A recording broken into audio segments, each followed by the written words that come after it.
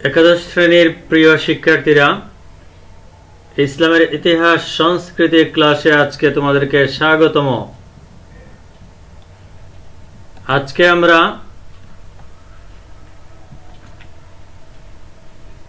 যে বিষয়টা নিয়ে আলোচনা করব, অধ্যায় 1, প্রথম পাঠ, প্রাক ইসলামী আরব। আরব উপদ্বীপের ভৌগোলিক অবস্থান, ধর্মীয়, অর্থনৈতিক ও সাংস্কৃতিক অবস্থা। তাহলে প্রাচীন আরব উপদ্বীপের ভৌগোলিক অবস্থান ও ভূপ্রাকৃতিক বৈশিষ্ট্য, ধর্মীয়, অর্থনৈতিক, সাংস্কৃতিক, মোটামুটি এই মিলিয়ে আজকের আলোচনা। ছবিগুলো একটু লক্ষ্য করো। প্রাক ইসলামী আরবের মানচিত্র। তাহলে বুঝলে যে আজকে আমাদের শিকনফল হিসেবে আসছে আরবের ভৌগোলিক অবস্থান, জলবায়ু এবং অধিবাসীদের উপরের প্রভাব। প্রাচীন আরবের জীবজন্তু এবং উৎপন্ন ফসল, বিশেষ করে খেজুর গাছ সম্পর্কে আমরা আলোচনা করব, এবং যেটাকে গাছের রানী বলা হয়, এবং the ship of the desert, যেটা উটকে বলা হয়, আরবের জাহাজ। তো এই বিষয়গুলো নিয়ে আজকে আমাদের আলোচনা। আরবের ভৌগোলিক অবস্থান, ভূপ্রাকৃতিক বৈশিষ্ট্য, জলবায়ু এবং আরব অধিবাসীদের জীবন জীবিকায় প্রভাব। মোটামুটি এই হলো শিকনফল। প্রিয় শিক্ষার্থীরা, ইসলামের অভ্যুদয় পৃথিবীর অন্যতম বৃহত্তম উপদ্বীপ আরব দেশ, এশিয়া মহাদেশের দক্ষিণ পশ্চিম অঞ্চলে অবস্থিত আরব দেশ জাজিরাতুল আরব নামে সুপরিচিত।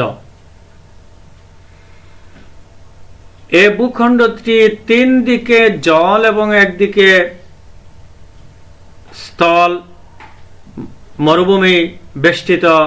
আরব দেশকে সেমিটিক নামে অভিহিত করা হয়। আরবের উত্তর দিকে সিরিয়া মরুভূমি, দক্ষিণে ভারত মহাসাগর, পূর্বে পারস্য উপসাগর এবং পশ্চিমে লোহিত সাগর।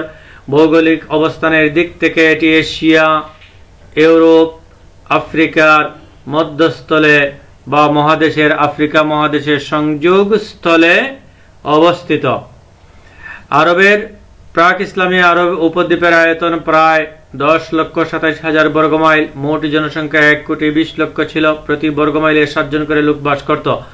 ভূপ্রাকৃতিক বৈশিষ্ট্য, পর্বতমালা এবং মালভূমি ব্যতীত সমগ্র উপদ্বীপটি ছিল মরু অঞ্চল এবং অনুর্বর ভূমি, যা 3 ভাগে বিভক্ত ছিল: আল নফদ, আল দাহনা, আল হাররা। ভৌগোলিক অঞ্চল, গ্রিক ভূতত্ত্ববিদদের মতে আরব দেশ 3 ভাগে বিভক্ত ছিল: মরু অঞ্চল, পাহাড়ি অঞ্চল এবং উর্বর অঞ্চল।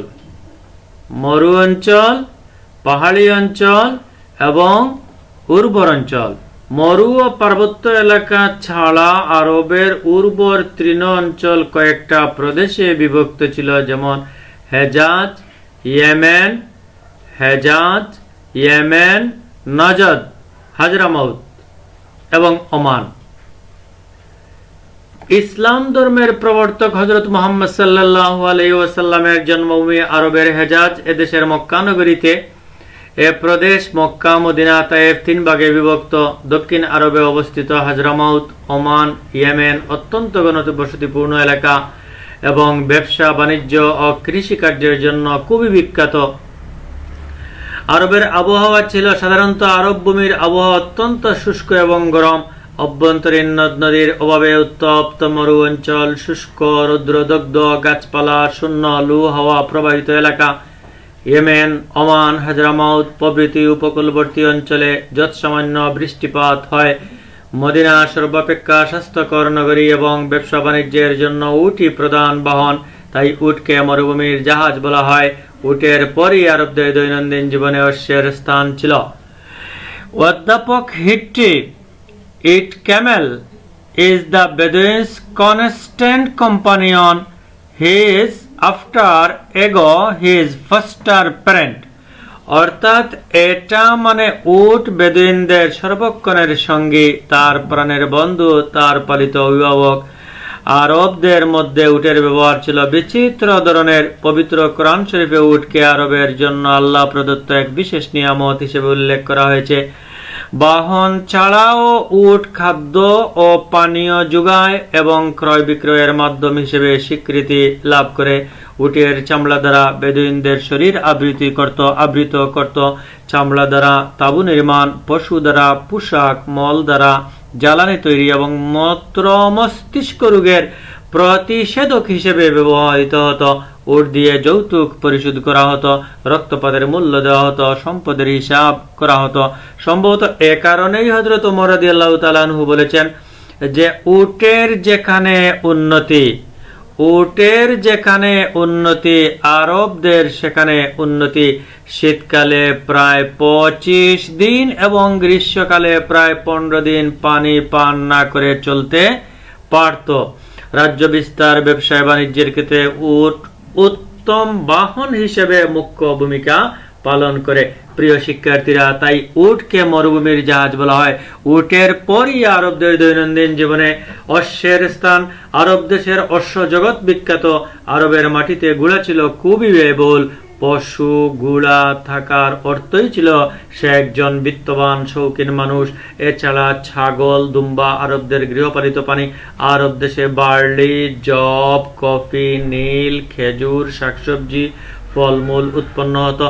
প্রাকৃতিক সম্পদের মধ্যে ইয়েমেন অঞ্চলে প্রচুর সোনা, মুক্তা, লবণ পাওয়া যেত। আরবীয় মরুদ্যানে উৎপন্ন অন্যান্য ফসলের মধ্যে বেদানা, আপেল, বাদাম, কমলা লেবু, কাগজি লেবু, আখ, তরমুজ এবং কলা উল্লেখযোগ্য ছিল। অধিবাসীরা ছিল রুক্ষ, বদমেজাজি, কঠোর পরিশ্রমী, ধৈর্যশীল, স্বাধীনচেতা, অতিথি পরায়ণ। ইসলাম পূর্ব আরবে ধর্মীয় এবং অর্থনৈতিক এবং সাংস্কৃতিক অবস্থা। প্রাক ইসলামী যুগকে সাধারণভাবে আইয়াম আল জাহেলিয়া যুগ বলা হয়। আইয়াম অর্থ যুগ এবং জাহেলিয়া অর্থ অন্ধকার, তমসা, অজ্ঞতা, বর্বর, কুসংস্কার মনে করা হয়। আরবের যে যুগে কোনো প্রকার কৃষ্টি, ধর্মগ্রন্থ অথবা সূক্ষ্ম ধর্মীয় অনুভূতি চেতনা ছিল না, সেই যুগকেই আইয়ামে জাহেলিয়া বলা হয়ে থাকে। ঐতিহাসিক নিকলসন অজ্ঞতার যুগকে ইসলামের আবির্ভাব পূর্বের 1 শতাব্দীর মধ্যে সীমাবদ্ধ করেন। হিট্রি তার অভিমত সমর্থন করে বলেন যে নবী, ঐশিক কিতাব, ধর্মীয় চেতনার অবর্তমানে হযরত মুহাম্মদ সাল্লাল্লাহু আলাইহি ওয়াসাল্লামের নবুয়ত প্রাপ্তির 1 শতাব্দী পূর্বে আরব জাতির যে রাজনৈতিক, ধর্মীয়, সামাজিক, অর্থনৈতিক অধঃপতন ঘটে তাকেই অজ্ঞতার যুগ বলে অভিহিত করা হয়। অত্যন্ত শোচনীয় ছিল প্রাক ইসলামী আরবের ধর্মীয় অবস্থা। প্রাক ইসলামী আরবের ধর্মীয় অবস্থা ছিল তমসাচ্ছন্ন। তখন মোট 5 প্রকার ধর্মাবলম্বী লোক বাস করত। ইহুদি, খ্রিস্টান, জরস্ট্রীয় ধর্ম, মূর্তি উপাসক এবং হানিফ সম্প্রদায়। পৌত্তলিক পূজারী খ্রিস্টান, ইহুদি ছাড়া আরবের সকল অধিবাসী পৌত্তলিক পূজারী ছিল। তারা বিভিন্ন প্রকার মূর্তি প্রস্তুত করে তাদের প্রভু জ্ঞানে পূজা করত। তাদের উপাস্য দেবদেবীর আকুতি নিজেদের ইচ্ছানুযায়ী তৈরি হতো। ইহুদিগণ অজ্ঞানতাবশত যেহোবাকে বিশ্বজগতের স্রষ্টা নিয়ন্তা বলে মনে করত। জরস্ট্রীয় ধর্মে কতিপয় লোক বিশ্বাসী ছিল। এ ধর্মের বিষয়বস্তু ছিল বিশ্বজগৎ। আহুরা মাজদা ও আহরিমন নামে 2টি পরস্পর বিরোধী শক্তি দ্বারা নিয়ন্ত্রিত। প্রথমটি মঙ্গলের দেবতা, প্রতীক হলো অগ্নি। দ্বিতীয়টি অমঙ্গলের দেবতা, তাই তাদের অগ্নি উপাসকও বলা হতো। প্রাক ইসলামী আরবে তোমরা দেখলে ধর্মীয় অবস্থা নিয়ে আমরা বললাম। খ্রিস্টান সম্প্রদায়, ইহুদি ধর্মের নিয়ে আরবে খ্রিস্টান ধর্ম প্রচলিত ছিল। খ্রিস্টানরা এক আল্লাহর পরিবর্তে ত্রিত্ববাদে বিশ্বাসী ছিল। তাদের মতে আল্লাহর স্ত্রী মরিয়ম এবং ঈসা আলাইহিস সালাম তার পুত্র। আরবরা সকল দেবদেবীর পূজা করত। এগুলো তাদের ভ্রান্ত মতবাদ আমরা বলতে পারি। মূর্তি পূজা ছাড়াও তারা চন্দ্র, সূর্য এবং তারকারাজির এমনকি সৌরজগতের পূজা করত। কাবাগৃহে দেবদেবী স্থাপন। তারা হযরত ইব্রাহিম, ইসমাইল, ঈসা আলাইহিস সালাম, বিবি মরিয়মের মূর্তি কাবাগৃহে স্থাপন করেছিল। নসর, আল্লাত, হুবল, মানাত, আল উজ্জা তাদের প্রিয় দেবদেবী ছিল। প্রতি বছর বহু লোক এ সকল দেবদেবীর পূজা করতে আসতো। ধর্মীয় কুসংস্কার, অনাচার, পৌরোহিত্য, জীবজন্তু, মানুষ বলিদান, মন্ত্র তন্ত্র, জাদু, টুটকা প্রভৃতি কুসংস্কারে প্রাক ইসলামী আরববাসী আচ্ছন্ন ছিল। ভূত, প্রেত এবং ভবিষ্যৎ বাণীতে তারা বিশ্বাসী ছিল। অতীত কিংবা ভবিষ্যৎ নয়, বরং বর্তমানই তাদের কাছে নিকট চরম এবং পরম সত্য বলে বিবেচিত হতো। আরববাসীরা আল্লাহর একতা, আত্মার অমরত্ব এবং শেষ বিচারের দিনকে বিশ্বাস করত না। হানিফ সম্প্রদায় ধর্মীয় দিক থেকে পৌত্তলিক পূজারী, ইহুদি এবং খ্রিস্ট ধর্মের নিষ্পেষণে আরবের ধর্মীয় অবস্থা যখন চরম আকার ধারণ করেছিল, তখন এ সময় হানিফ সম্প্রদায় বা একেশ্বরবাদে বিশ্বাসী একটা সম্প্রদায় ছিল। তাদের নাম ছিল হানিফ সম্প্রদায়। তারা একমাত্র একত্ববাদে এক স্রষ্টার ইবাদত করত। জায়েদ বিন আমর, ওরাকা বিন নওফল এ সম্প্রদায় ভুক্ত ছিলেন। বিভিন্ন দেবদেবী তারা নিজ নিজ দেবদেবীতে পূজা করত। লক্ষ্য করো। অর্থনৈতিক অবস্থা প্রাক ইসলামী আরবে অর্থনৈতিক অবস্থা কেমন ছিল? প্রাকৃতিক দিক থেকে আরববাসী ছিল শুষ্ক আবহাওয়া, বালু আর পাহাড়ে ঘেরা, ফলে কোনো প্রকার গাছপালা, শস্য সেখানে উৎপন্ন হতো না। ফলে আরব দেশের অর্থনৈতিক অবস্থা ছিল দুর্গতিপূর্ণ।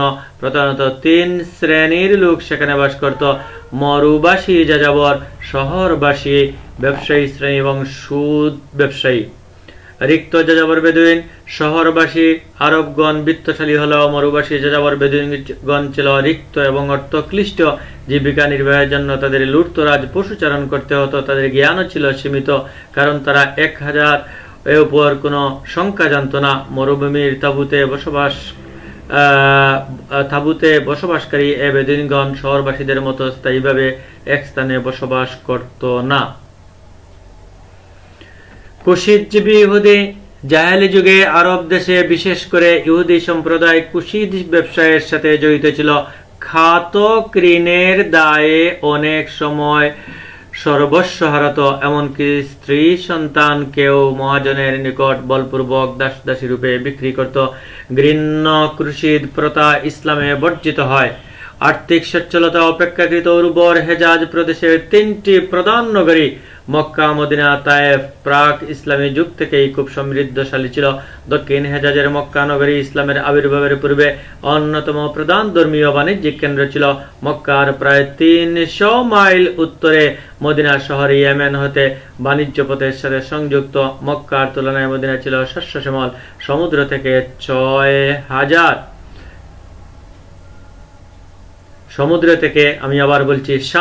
ফুট উঁচু তায়েফ মক্কার অভিজাত শ্রেণীর জন্য গ্রীষ্মকালীন আবাসে পরিণত হয়। এখানে তরমুজ, কলা, আঙ্গুর, জলপাই, পিচ এবং মধু উৎপন্ন হতো। ছবি লক্ষ্য করো। প্রাচীন আরব ভূখণ্ড সীমানাটা, প্রাচীন আরব ভৌগোলিক অবস্থানটা লক্ষ্য করো।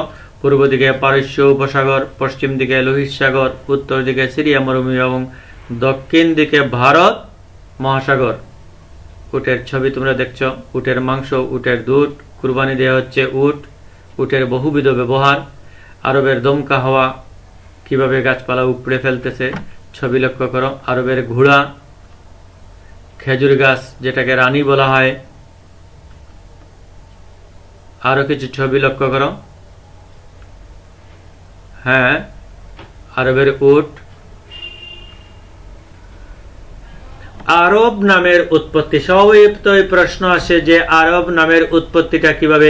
আরব শব্দটির উৎপত্তি সম্পর্কে ঐতিহাসিকদের মতের ভিন্নতা রয়েছে, তা নিচে আমরা আলোচনা করলাম। হেজাজের তায়ামার নিকটবর্তী আরাবা থেকে আরব নামের উদ্ভব।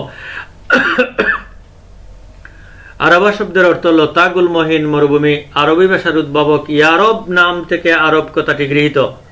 আরব শব্দের অর্থ বাগ্নিতা। হিব্রু ভাষায় আবহার থেকে আরব শব্দের নামকরণ হয়েছে। আবহার শব্দের অর্থ মরুভূমি। পবিত্র কোরআনে বেদুইন যাযাবরদের বোঝানোর জন্য আরব শব্দটি উল্লেখ করা হয়েছে। আরবদেরকে সেমেটিক জাতির বংশধর বলে অভিহিত করা হয়। হযরত নূহ আলাইহিস সালামের পুত্র সামের নাম থেকে সেমেটিক শব্দের উৎপত্তি। সামের নাম থেকে সেমেটিক নামের উৎপত্তি। ভূপ্রাকৃতিক বৈশিষ্ট্য। ভূপ্রকৃতির দিক থেকে আরব ভূমি সিরিয়া, মেসোপটেমিয়ার মরু অঞ্চলের অংশ। আরবের ভূগঠন হতে প্রমাণ পাওয়া যায় প্রাচীনকালে ভূমধ্যসাগরের স্রোত ধারা আরব উপদ্বীপকে বিধৌত করে। লোহিত সাগরের তীরবর্তী একটানা পর্বতমালাকে আরব দেশের মেরুদণ্ড বলা হয়ে থাকে। দক্ষিণাঞ্চল নিচু, কিয়দাংশ ঢালু। এই অঞ্চলকে তিহামা বলা হয়। উত্তর দিকে নজদ একটি উঁচু মালভূমি, পাহাড় আর মালভূমি ছাড়া আরবের প্রায় 1/3 মরু অঞ্চল। ভূপ্রাকৃতিক অনুসারে তাহলে আরবকে 3 ভাগে ভাগ করা হয়। মরু অঞ্চল, আরাবিয়া ডেজার্ট; উর্বর অঞ্চল, আরাবিয়া ফেলিক্স; পাহাড়ি অঞ্চল, আরাবিয়া পেট্রাসা। তাহলে ভূপ্রকৃতি অনুসারে আরবকে 3 ভাগে ভাগ করা যায়। আবার আরব অঞ্চলকে আমরা লক্ষ্য করো, ডানে বামে এবং উপরে 3 ভাগে ভাগ করেছি। 1 নফুদ, প্রায় শুষ্ক থাকে, কখনো কখনো শীতকালে প্রচুর বৃষ্টিপাতের ফলে বসবাসের উপযোগী। 2 আল-দাহনা, খুবই উষ্ণ এবং বসবাসের অনুপযোগী, তবে সাময়িক বৃষ্টিপাতের ফলে বেদুইনরা স্বল্পকালীন বসতি গড়ে তোলে। 3 আল-হারারা, অসমতল লাভা আচ্ছাদিত প্রস্তরময় আগ্নেয়গিরি অঞ্চল, উষ্ণতা উর্বরতার জন্য বসবাসের অনুপযোগী এ অঞ্চল। তাহলে আরব অঞ্চলকে আমরা 3 ভাগে ভাগ করলাম: আল-নফুদ, আল-দাহনা, আল-হারারা। এবার আসলে উর্বর অঞ্চল নিয়ে আমরা কথা বলি। মরু পার্বত্য অঞ্চল ব্যতীত আরবের উর্বর অঞ্চল কয়েকটি প্রদেশে বিভক্ত: Hejaz, Najd, Yemen, Hadramaut, Oman. ইসলামের জন্মভূমি হেজাজ আরবের মধ্যভাগে এবং মক্কা মদিনা তায়েফ প্রধান শহর। দক্ষিণ আরবের হাজরামাউত, ইয়েমেন ও ওমান ঘনবসতিপূর্ণ এবং ব্যবসায় বাণিজ্য কৃষিকার্যের জন্য খুবই বিখ্যাত। ইয়েমেন শব্দের অর্থ সুখী বা পরিতৃপ্ত। আরবের আবহাওয়া লক্ষ্য করো, রৌদ্র দগ্ধ বৃক্ষলতাদি শূন্য এবং লু হাওয়া ও সাইমম জল। সাইমম জল বলতে মরুভূমির বালু জলকে সাইমম জল বলা হয়, প্রবাহিত এলাকায় পরিণত হয়। 2-3 বছর অনাবৃষ্টি চলতে থাকে, মাঝে মধ্যে জটিকা বৃষ্টি হয়ে মানুষের জানমালের প্রভূত ক্ষতি করে। বৃষ্টির পানি মরুভূমিতে সঞ্চালিত হয়ে স্থানে স্থানে ঝর্ণা সৃষ্টি হয়। এই ঝর্ণাকে ওয়াদি বলে। বেদুইনরা সেইগুলো দখলের জন্য লড়াইয়ে লিপ্ত হয়। আরব মরুভূমিতে ফসল হয় না বললেই চলে, তবে মরুদ্যানে যে ফসলগুলো হয় আমরা এর তালিকা তোমরা ডানে বামে লক্ষ্য করেছ: গম, যব, ভুট্টা, খেজুর, আঙ্গুর, আপেল, বাদাম, কমলা, লেবু, আখ, তরমুজ, কলা। এই মোটামুটি এগুলো। তবে খেজুর ছিল আরবের প্রধান খাদ্য। আরবের খেজুর গাছকে বলা হয় গাছের রানী। খেজুর গাছকে বলা হয় গাছের রানী। আরব উপদ্বীপের ভৌগোলিক অবস্থান এশিয়া, আফ্রিকা এবং ইউরোপের মিলনস্থলে অবস্থিত। তোমরা লক্ষ্য করো, পূর্ব দিকে আমরা বলেছি পারস্য উপসাগর, পশ্চিমে লোহিত সাগর, দক্ষিণে ভারত মহাসাগর, উত্তরে সিরিয়া মরুভূমি। এবার প্রাণীগুলো তোমরা লক্ষ্য করো। আরবের পশু পাখি, ডেজার্ট অ্যানিমেলস: ওট, গুড়া, গাদা, মেষ, ছাগল, দুম্বা, শিকারী কুকুর। এরপরে দেখো প্যান্থার, চিতাবাঘ, হায়না, নেকড়ে, বাঘ, শিয়াল, গিরগিটি, পেঁচা, নাইটিঙ্গেল, পায়রা, তিতি, বাজ পাখি।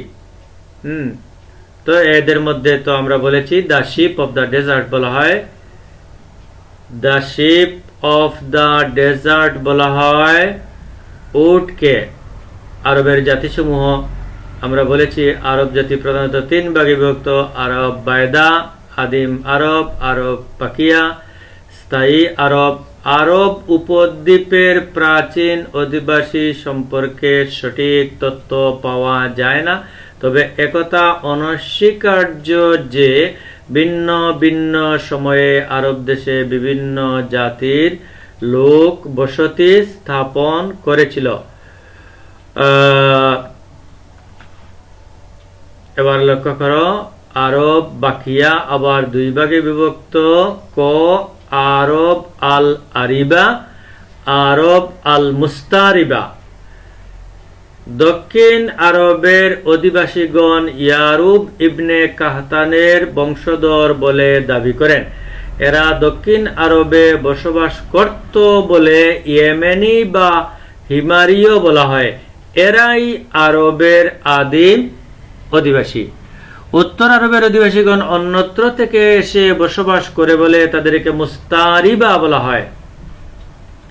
এরা হযরত ইব্রাহিম আলাইহিস সালামের পুত্র ইসমাইলের বংশধর।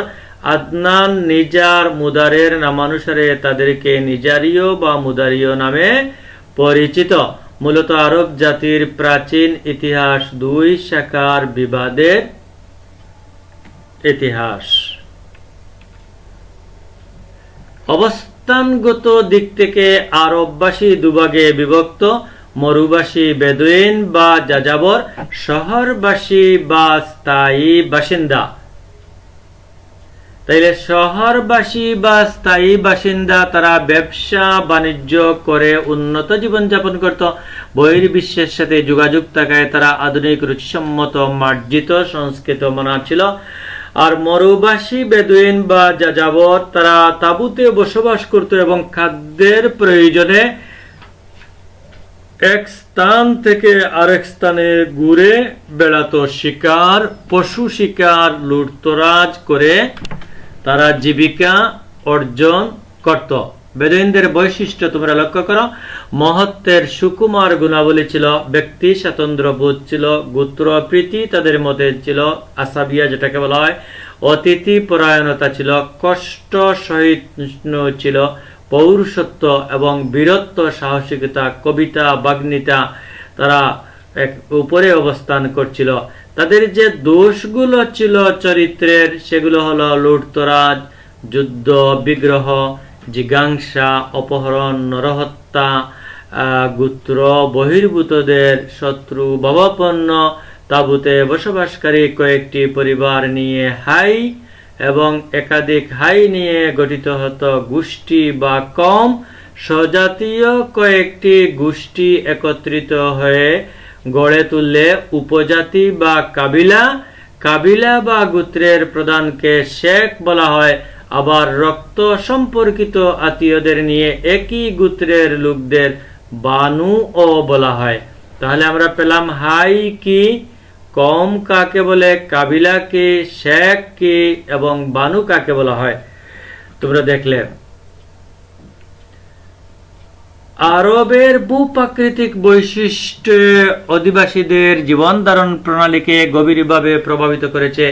এ উপদ্বীপের বালুকাময় বনভূমি শুষ্ক, রুক্ষ, উত্তপ্ত গরম আবহাওয়ায় অনাবৃষ্টি, ভূমির উর্বরতা, পানীয় জলের অভাব, চরণ ভূমির স্বল্পতা, সাইমম ঝড়, লু হাওয়া প্রভৃতি প্রতিকূল পরিবেশ তাদেরকে আমৃত্যু সংগ্রামী করে তোলে। একদিকে যেমন রুক্ষ, দুঃসাহসী, দুর্ধর্ষ সৈনিক, অন্যদিকে কষ্ট সহিষ্ণু, কঠোর পরিশ্রমী, অধৈর্যশীল। জীবিকার তাগিদে কেউ বা হয়েছে যাযাবর আর কেউ বা হয়েছে ব্যবসায়ী। প্রিয় শিক্ষার্থীরা, আমরা তোমাদেরকে শিকন ফলের মধ্যে সর্বশেষ শিকন ফলের দিকে চলে আসছি। তোমাদেরকে বলেছিলাম যে সাংস্কৃতিক, ধর্মীয় এবং অর্থনৈতিক এবং ইসলাম পূর্ব আরবের সাংস্কৃতিক অবস্থা নিয়েও তোমাদেরকে কথা বলবো। সৃজনশীল প্রাক ইসলামী যুগে আরবের সাংস্কৃতিক অবস্থা, cultural condition of Arabia in pre Islamic era. ইসলাম পূর্ব যুগে আরব অধিবাসীদের জীবনে বিভিন্ন দিক সমুজ্জ্বল না হলেও সাংস্কৃতিক ক্ষেত্রে তাদের একটি গৌরবময় ঐতিহ্য রয়েছে। মক্কা মদিনা কয়েকটি বর্ধিষ্ণু শহরের লোক ছাড়া অধিকাংশ আরববাসী ছিল মূর্খ এবং নিরক্ষর। তা সত্ত্বেও তারা ছিল অসাধারণ সৃজনী শক্তি এবং স্মৃতিশক্তির অধিকারী। লোকগাথা, প্রবাদ, লোকস্মৃতি, এমনকি 100 পূর্বপুরুষের নাম তারা মুখস্থ রাখতে পারত। গীতিকাব্য বা ওড বা কাসিদা ছিল প্রাচীন আরব সংস্কৃতির একটা উপাদান।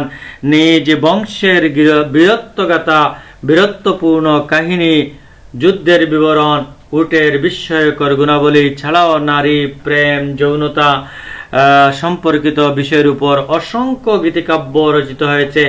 অধ্যাপক হিট্রি বলেন, কাব্যপ্রীতি ছিল বেদুইনদের সাংস্কৃতিক সম্পদ।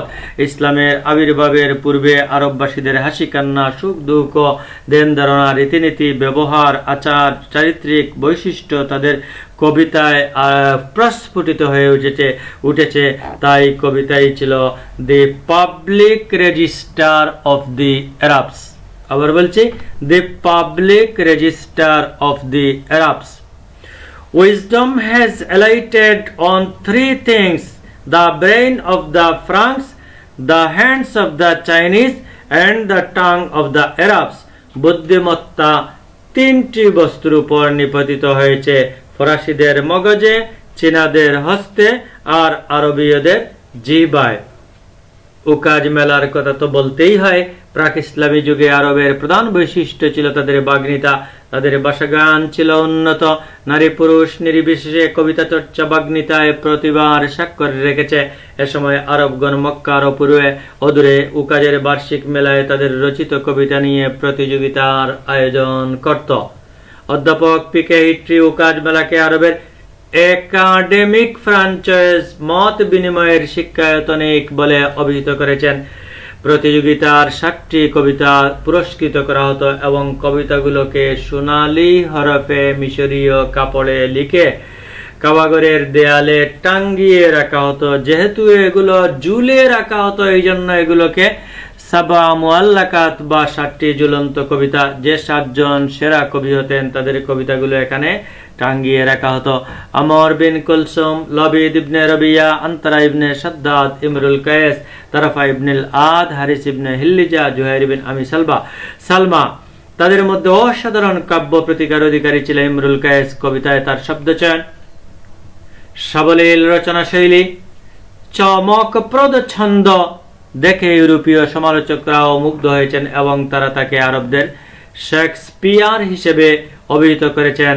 তিনিই ছিলেন প্রাক ইসলামী যুগে আরবের শ্রেষ্ঠ কবি। সাবা মুআল্লাকাত ছাড়া সে যুগে আরবে অসংখ্য গাথা সাহিত্য কাব্যগ্রন্থ প্রণীত হয়। এর মধ্যে উল্লেখযোগ্য ছিল দিওয়ান আল হামাসা, আল মুফাজ্জিলাত ও কিতাব আল আগানি।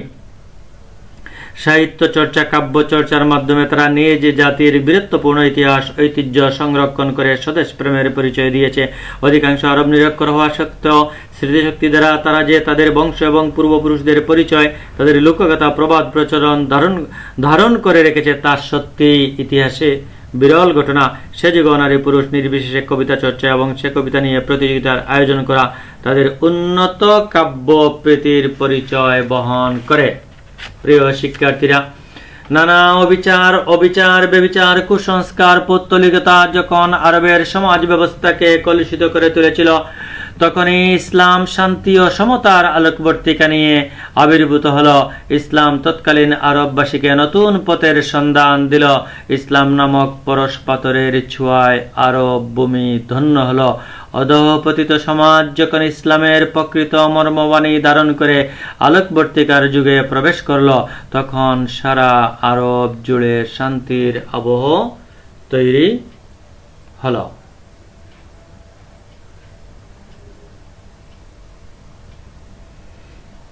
আমরা একেবারেই ক্লাসের শেষের দিকে প্রাচীন আরবের ভৌগোলিক অবস্থানের সাথে তোমরা পরিচয় হলে।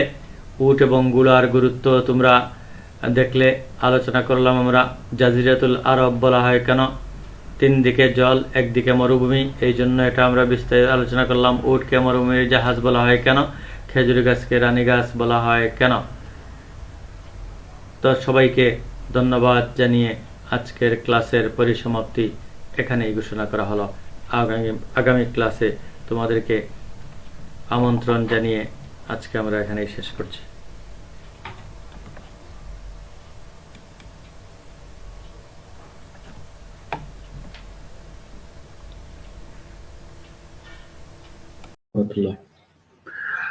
আবু জাফর আল মানসুর, আজকে 11 ক্লাসে আমরা যে বিষয়টা নিয়ে আলোচনা করতে চাই, 11 এবং 12 ক্লাসে আবু জাফর আল মানসুর আব্বাসীয় বংশ প্রতিষ্ঠিত হয় আবুল আব্বাস আস সাফার মাধ্যমে। আবুল আব্বাস আস-সাফফাকে বলা হয় আব্বাসীয় বংশের প্রতিষ্ঠাতা। যদিও আবুল আব্বাস আস-সাফফা আব্বাসীয় বংশের প্রতিষ্ঠাতা, তথাপি আবু জাফর আল মানসুরকে বলা হয় প্রকৃত প্রতিষ্ঠাতা। 754 খ্রিস্টাব্দ থেকে 775 খ্রিস্টাব্দ পর্যন্ত আব্বাসীয় বংশে যিনি শাসক হিসেবে ছিলেন তিনি হলেন আবু জাফর আল মনসুর। স্যার সৈয়দ ঐতিহাসিক আমির আলী বলেন, although Safa is the first sovereign of the Banu Abbas, Abu Jafar must be regarded as the real founder of the dynasty, Abbasid dynasty. যদিও আস-সাফফা বনি আব্বাসের প্রথম নৃপতি, তথাপি আবু জাফর আল মনসুরকে বলা হয় আব্বাসীয় বংশের প্রকৃত প্রতিষ্ঠাতা। অর্থাৎ আব্বাসীয় বংশের প্রকৃত প্রতিষ্ঠাতা হিসাবে আবু জাফর আল মনসুরকেই স্বীকার করে নিতে হবে। তো প্রিয় শিক্ষার্থীরা, দেখো আজকে আমাদের সঙ্গত কারণে বিষয়বস্তু হলো আব্বাসীয় খেলাফত এবং আব্বাসীয় খেলাফতের যিনি প্রকৃত প্রতিষ্ঠাতা আবু জাফর আল মনসুর, তার চরিত্র, কৃতিত্ব এবং তার শাসনকাল নিয়ে আমরা আলোচনা করতে চাই। তো এবার আজকের পাঠ শেষে তোমরা যা শিখবে বা তোমরা যা জানবে বিষয়গুলো হলো আবু জাফর আল মনসুরের পরিচয়, তিনি কে ছিলেন, আল মনসুরকে আব্বাসীয় বংশের প্রকৃত প্রতিষ্ঠাতা বলা হয় কেন, 3 নম্বরে খলিফা মনসুরের চরিত্র এবং কৃতিত্ব নিয়ে তোমরা ব্যাখ্যা করতে পারবে। এবার একটু চিত্র লক্ষ্য করো। আবু জাফর আল মনসুরের পরিচয় আমরা দিব, তার আগে তোমরা এই মানচিত্রটা লক্ষ্য করো। তার যে শাসনকাল বা শাসন সীমানা, আবুল আব্বাস আস-সাফফাকে আমরা বলেছি আব্বাসীয় বংশের প্রতিষ্ঠাতা। তার মৃত্যুকালে 754 খ্রিস্টাব্দে তার ভাই আবু জাফরকে উত্তরাধিকারী মনোনীত করে যান। এ সময় আবু জাফর মক্কায় অবস্থান করছিলেন। ভাইয়ের মৃত্যু সংবাদ শুনে তিনি দ্রুত কুফায় ফিরে আসেন এবং আল মনসুর বা বিজয়ী উপাধি ধারণ করে সিংহাসনে আরোহণ করেন। তাহলে তোমরা দেখলে যে 754 খ্রিস্টাব্দে যখন তিনি সিংহাসনে আরোহণ করেন, তার আগে তিনি কোথায় ছিলেন? তোমরা বুঝতে পারলে যে তিনি মক্কা শরীফে ছিলেন এবং সেখান থেকে এসে তিনি সিরিয়ার বলকা শহরে আল হামিমা নামক স্থানে জন্মগ্রহণ করেন। আবু জাফর দীর্ঘ 21 বছরের শাসনামলে সাম্রাজ্যের শান্তি, সমৃদ্ধি, স্থায়িত্বের জন্য অনেক উদ্যোগ গ্রহণ করেন। তাই তাকে আব্বাসী বংশের প্রকৃত প্রতিষ্ঠাতা হিসেবে স্বীকৃতি দেয়া হয়। তিনি 775 খ্রিস্টাব্দে মক্কার নিকটবর্তী বীর মাইমুনায় এসে 65 বছর বয়সে মৃত্যুবরণ করেন। আবু জাফর আল মনসুর দেখতে কেমন ছিলেন? স্বভাবতই দীর্ঘদেহী, শ্মশ্রু বিশিষ্ট, শ্যামবর্ণ, সুশ্রী চেহারার অধিকারী ছিলেন। ব্যক্তিগত জীবনে মূলত আমরা বলবো ধার্মিক ছিলেন, আদর্শবাদী ছিলেন, ন্যায়পরায়ণ, পরিশ্রমী, নির্মল চরিত্রের অধিকারী ছিলেন। নিয়মিত তিনি নামাজ আদায় করতেন, ফরজ রোজা পালন করতেন। আবার মানুষ হিসেবে তার চরিত্রে কিছু দোষও ছিল। তার বিরুদ্ধে কপটতা, বিশ্বাসঘাতকতা, অত্যাচারী, অকৃতজ্ঞতার অভিযোগ ছিল। চিত্রে লক্ষ্য করো ছবিটা।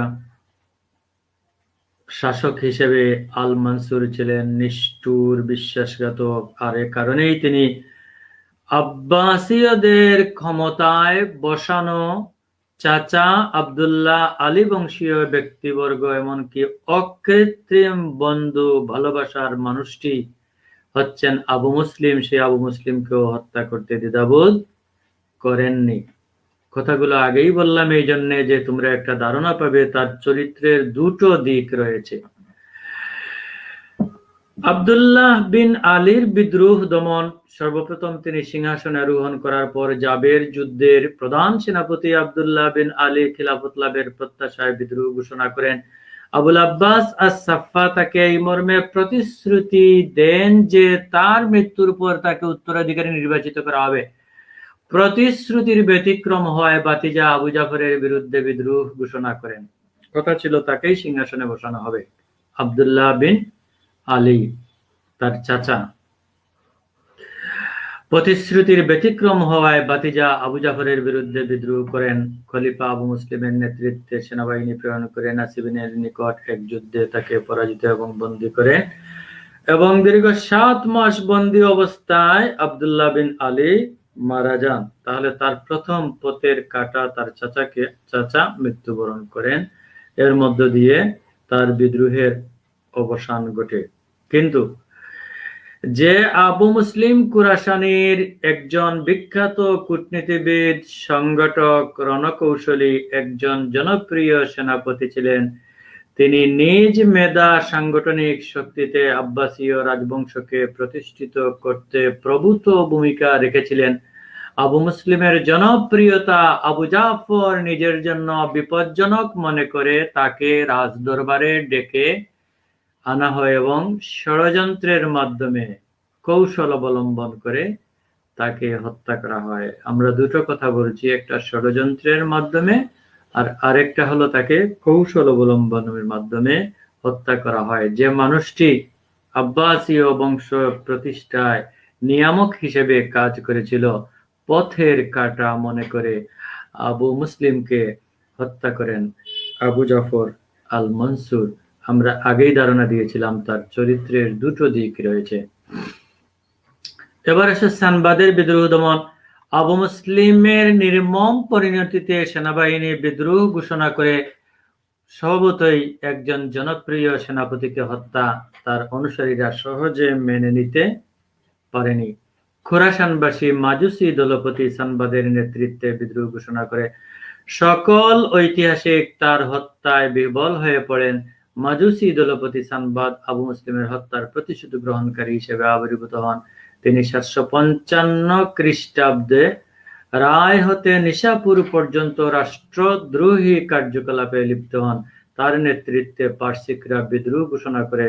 তখন আল মনসুর এক বিশাল বাহিনী পাঠিয়ে সানবাদকে পরাজিত এবং নিহত করেন। এবার তাহলে সানবাদের বিদ্রোহ দমন হলো। আরেকটা সম্প্রদায় হলো রাওয়ান্দিয়া সম্প্রদায়। এখানে দেখা যাচ্ছে যে পুষ্পসজ্জা ছিল না আবু জাফর আল মনসুরের সিংহাসনে আরোহণ। একে একে তাকে অনেকগুলো বিদ্রোহের মুখোমুখি হতে হয়েছে। রাওয়ান্দিয়া সম্প্রদায় তারই ধারাবাহিকতায় 758 থেকে 59 খ্রিস্টাব্দে খলিফা আল মনসুরের অনুগত একটি দল প্রচার করে যে খলিফা আল মনসুর খাদ্য পানীয় দাতা, ঈশ্বর এবং খলিফার প্রধান দেহরক্ষী জিবরাইল ফেরেশতার সমতুল্য। এত বেশি চাটুকারিতা অবলম্বন করলো তারা আর কি। তারা আব্বাসীয় রাজধানী হাশেমির রাজপ্রাসাদের সামনে মতবাদ প্রচার করতে শুরু করে। তাদের ধর্মীয় মতবাদের জন্য রাওয়ান্দিয়া সম্প্রদায় নামে পরিচিত। তার মানে হলো তাদের খিদা লাগলে তাদেরকে খাবার দেন খলিফা আল মনসুর। বিষয়টা এমনই দাঁড়ালো আর কি। এই ধরনের তুষামদি করা শুরু করলো। তো যাই হোক, তাদের এই অনভিপ্রেত নাস্তিকতাপূর্ণ উন্মাদনায় ধর্মপ্রাণ ব্যক্তিরা উত্তেজিত হয়ে উঠে, ফলে খলিফা তাদের মতবাদ প্রচার থেকে বিরত থাকতে আদেশ করেন। তারপরও মতবাদ প্রচার করতে থাকলে খলিফা তাদের কয়েক নেতাকে, বলা হয়েছে যে এখানে 200 জনকে তিনি বন্দী করে নির্মূল করেন এবং হাশেমি নগর হতে বিতাড়িত করেন। তাহলে দেখলে তোমরা রাওয়ান্দিয়া সম্প্রদায়কে দমন কিভাবে করা হলো। এবার আসো খোরাসানে বিদ্রোহ দমন করেন 759 খ্রিস্টাব্দে আবু মুসলিমের হত্যার প্রতিশোধের জের ধরে খোরাসানের শাসনকর্তা আব্বাসী শাসনের বিরুদ্ধে বিদ্রোহ করে খলিফা তার পুত্র আল মাহদি সেনাপতি ইবনে খুজাইমাকে প্রেরণ করেন। রাজকীয় বাহিনীর আক্রমণে বিদ্রোহী শাসক পরাজিত, নিহত হলো। অন্য বিদ্রোহীরা পালিয়ে যায়। তার যে সীমানা লক্ষ্য করে, একদিকে উজবেকিস্তান, তাজিকিস্তান, আফগানিস্তান, তুর্কমেনিস্তান, তোমরা ছবিটা দেখতে পাচ্ছ। এবার আসো বাগদাদে রাজধানী স্থানান্তর। খলিফা আল মনসুর রাজনৈতিক, অর্থনৈতিক প্রভৃতি সুবিধার জন্য বাগদাদকে পছন্দ করেন। তিনি প্রশাসনকে সুবিন্যস্ত, গতিশীল, সুদৃঢ় করার লক্ষ্যে 762 খ্রিস্টাব্দে দামেস্ক থেকে রাজধানী বাগদাদে স্থানান্তরিত করেন। আবার বলছি, দামেস্ক থেকে বাগদাদে রাজধানী স্থানান্তর করেন 762 খ্রিস্টাব্দে। আল মনসুরের খিলাফতে চিরস্মরণীয় গৌরবময় কীর্তি বলবো আমরা এই বাগদাদ নগরী বা বাগদাদ নগরী প্রতিষ্ঠা। তিনি আব্বাসীয়দের জন্য নিরাপদ স্থান হিসেবে 762 থেকে 766 খ্রিস্টাব্দে দজলা, যেটা পরবর্তীতে টাইগ্রিস, দজলা এবং ফুরাত দুটোর নাম বর্তমানে টাইগ্রিস এবং ইউফ্রেটিস, সেই দজলা অর্থাৎ টাইগ্রিস নদীর পশ্চিম তীরে বাগদাদকে রাজধানী হিসাবে গড়ে তোলেন। মনসুরের নামানুসারে এর নামকরণ করা হয় মনসুরিয়া। এ নগরী প্রতিষ্ঠায় 48,83,000 দিরহাম ব্যয় হয়। রাজধানীকে সুসজ্জিত, সুরক্ষিত করার জন্য গোলাকার প্রাচীর বেষ্টনী নির্মাণ করা হয়। ঐতিহাসিক হিস্ট্রি বলেন, the new location opened the way for ideas from the east। আবার বলছি, the new location opened the way for ideas from the east, অর্থাৎ নতুন জায়গায় রাজধানী স্থানান্তরিত হওয়ায় ভৌগোলিক দিক থেকে প্রাচ্যের সাথে ভাবের আদান প্রদানের সুযোগ তৈরি হলো। এ সময় দীর্ঘ 5 বছর অক্লান্ত পরিশ্রম করে বাগদাদ নগরী প্রতিষ্ঠা করেন। নির্মাণ শেষে নগরীর নাম দেওয়া হয় দারুস সালাম, শান্তির নগর। খলিফার নামানুসারে এর অপর আরেকটা নাম হলো আল মনসুরিয়া, এর নাম দেওয়া হয় আল মনসুরিয়া। এবার দেখো, সেনাবাহিনী পুনর্গঠন। অভ্যন্তরীণ ও বহিঃশত্রুর আক্রমণ প্রতিহত করার জন্য একটি শক্তিশালী সেনাবাহিনী গঠন করেন। তিনি সৈন্যদের নিয়মিত বেতন দেওয়ার ব্যবস্থা করেন। এছাড়া তিনি বিদ্রোহ দমন, ষড়যন্ত্রের খবর, বহিঃশত্রুর আক্রমণের গোপন সংবাদের জন্য তিনি তৈরি করেছিলেন একটা বাহিনী, তার নাম ছিল গুপ্তচর বাহিনী। তাহলে সেনাবাহিনীর কথা বললাম, গুপ্তচর বাহিনীর কথা বললাম। এখানে শেষ নয়, আসো জ্ঞান বিজ্ঞানে তার অবদান, জ্ঞান বিজ্ঞানের পৃষ্ঠপোষকতা। আল মনসুর জ্ঞান বিজ্ঞানের একজন উদার পৃষ্ঠপোষক ছিলেন। বলা হচ্ছে যে খলিফা আল মনসুর ছিলেন আব্বাসীয় সভ্যতার স্বর্ণযুগের সূচনাকারী।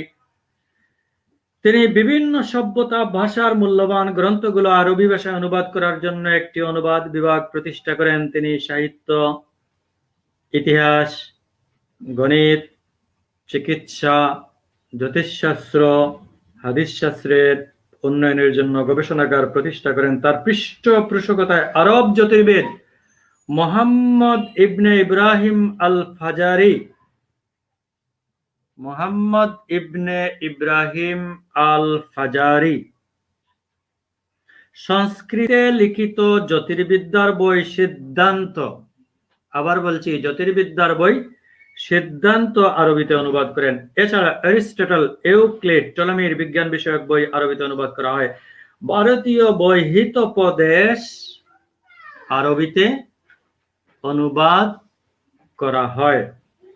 তাহলে তোমরা দেখতে পাচ্ছ তার অনুবাদ বিভাগটাও ছিল সমৃদ্ধ। পৃথিবীর যেখানে যে গ্রন্থ তিনি মূল্যবান মনে করেছেন এবং সংগ্রহে পেয়েছেন সেগুলো আরবি ভাষায় অনুবাদ করেছেন। আমরা আগেই বলেছি, গ্রিক, সিরীয়, সংস্কৃত প্রভৃতি ভাষায় রচিত গ্রন্থরা যে আরবি ভাষায় অনুবাদ হয়েছে।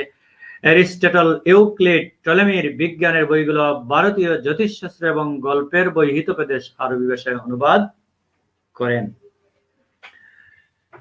এবার লক্ষ্য করো, আমরা এখন শেষের দিকে চলে আসছি। স্থাপত্যের পৃষ্ঠপোষক। জ্ঞান বিজ্ঞানের পাশাপাশি আল মনসুর স্থাপত্যকলার একজন উদার পৃষ্ঠপোষক ছিলেন। এ সময় স্থাপত্যের পারস্য প্রভাব পরিলক্ষিত হয়। তোমরা তোমাদের পাঠ্য বই 267 পৃষ্ঠায় গেলে পরে পাবা যে বাগদাদ নগরী ছাড়াও তিনি আরো কয়েকটা প্রাসাদ নির্মাণ করেছিলেন। দুটো প্রাসাদের নাম আমরা বলছি, কাসর আল খুলদ আর রুসাফা। বাগদাদ নগরী ছাড়াও তিনি রাজকুমার মাহদির জন্য রুসাফা এ প্রাসাদটা তিনি নির্মাণ করেছিলেন। ক্রেসওয়েল বলেন, আল মনসুর 772 খ্রিস্টাব্দে রাক্কায় একটি রাজপ্রাসাদ এবং মসজিদ নির্মাণ করেন। আল মনসুর শিক্ষা সংস্কৃতি উন্নয়নের লক্ষ্যে কুফা, বসরা, মসুল, বাগদাদ, দামেস্ক, দিয়ারবাকর, আলেপ্পো, হিমস, হামা প্রভৃতি স্থানে রাষ্ট্রীয় অর্থে বড় বড় শিক্ষা প্রতিষ্ঠান গড়ে তোলেন। এসব শিক্ষা প্রতিষ্ঠানে শিক্ষার্থীদের বিনামূল্যে শিক্ষা উপকরণ সরবরাহ করা হতো। বিনামূল্যে শিক্ষা উপকরণ সরবরাহ করা হতো। মনসুর পবিত্র কোরআনের ব্যাখ্যা, প্রাসঙ্গিক টিকা টিপ্পনী সহ তাফসিরের চর্চা, হাদিস সংকলনের ব্যবস্থা করেন। প্রাচীন কবিতা সমূহ তিনি কি করেছেন? সংরক্ষণের উদ্যোগ নিয়েছিলেন।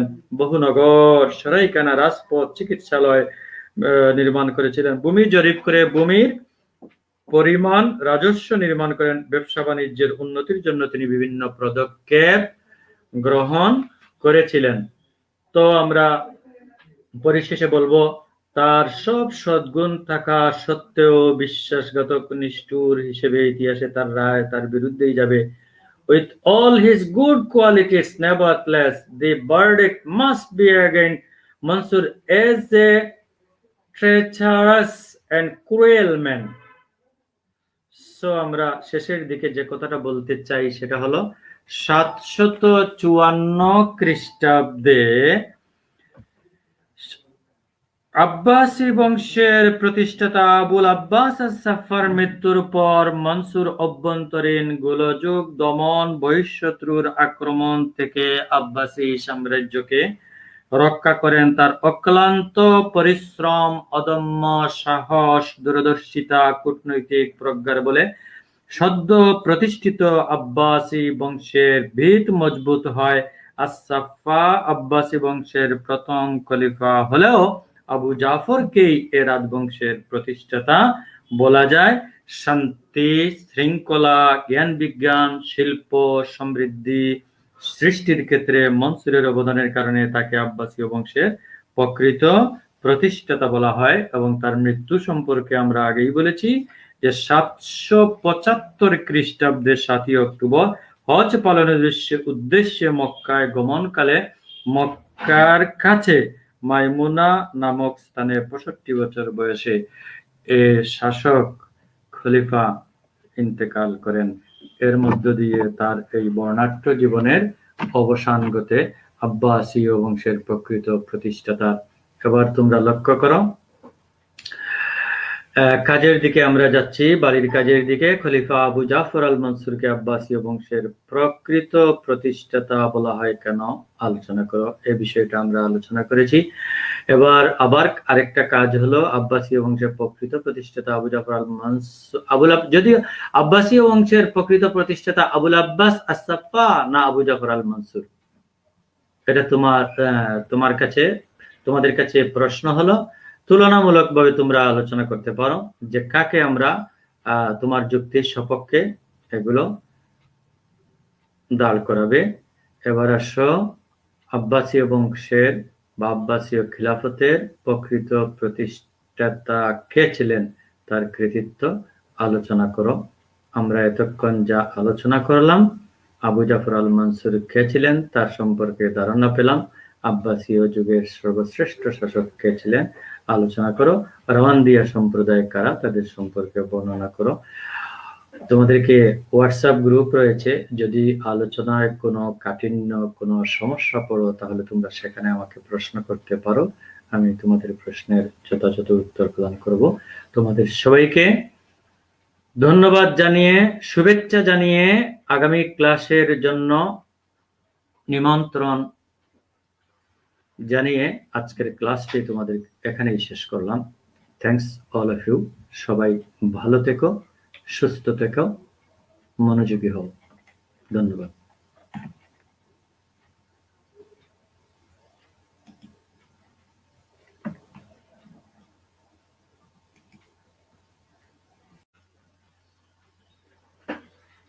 বিসমিল্লাহির রহমানির রহিম।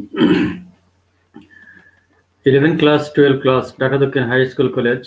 You are most welcome in our Islamic history and culture online class. তোমাদেরকে স্বাগত জানাচ্ছি। আজকে আমরা যে বিষয়টা নিয়ে আলোচনা করতে চাই, আব্বাসীয় খলিফা। আবুল আব্বাস আস-সাফা কর্তৃক প্রতিষ্ঠিত আব্বাসীয় খলিফা আব্বাসীয় বংশ অন্যতম শাসক ছিলেন খলিফা আবদুল্লাহ আল মামুন। তো খলিফা আবদুল্লাহ আল মামুন 813 খ্রিস্টাব্দে সিংহাসনে আরোহণ করেন এবং 833 সাল পর্যন্ত তিনি বাগদাদের খলিফা ছিলেন। তো খলিফা আবদুল্লাহ আল মামুনের রাজত্বকাল সম্পর্কে বলা হয়েছে যে মামুনের রাজত্বকাল সন্দেহাতীতভাবে ইসলামের ইতিহাসে সর্বাপেক্ষা উজ্জ্বল এবং গৌরবময় যুগ। স্যার সৈয়দ আমির আলী বলেন, Mamun's reign was unquestionably the most brilliant and glorious of all in the history of Islam. তাহলে চলো আমরা এই যে সর্বাপেক্ষা উজ্জ্বল এবং গৌরবময় যুগ আব্বাসীয় বংশের তার সম্পর্কে আমরা আলোচনা করতে চাই। তাহলে আজকে আমাদের আলোচনার বিষয় হলো জ্ঞান বিজ্ঞানে আল মামুনের অবদান। তোমরা দেখতে পাচ্ছ আজকে আমাদের পাঠ শিরোনাম হলো আব্বাসীয় খিলাফত এবং পাঠের অংশটা হলো জ্ঞান বিজ্ঞানে আল মামুনের অবদান।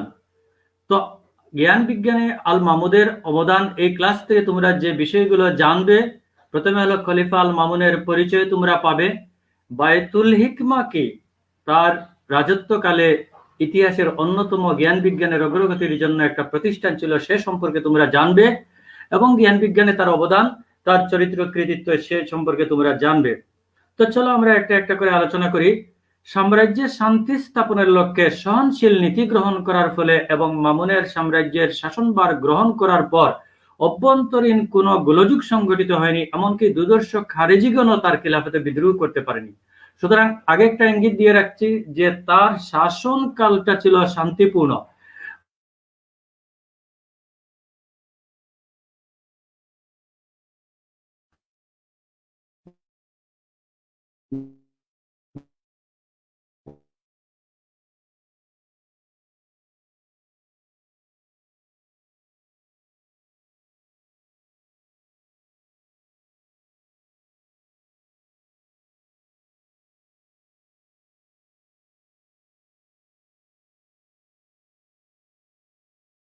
হারুন আর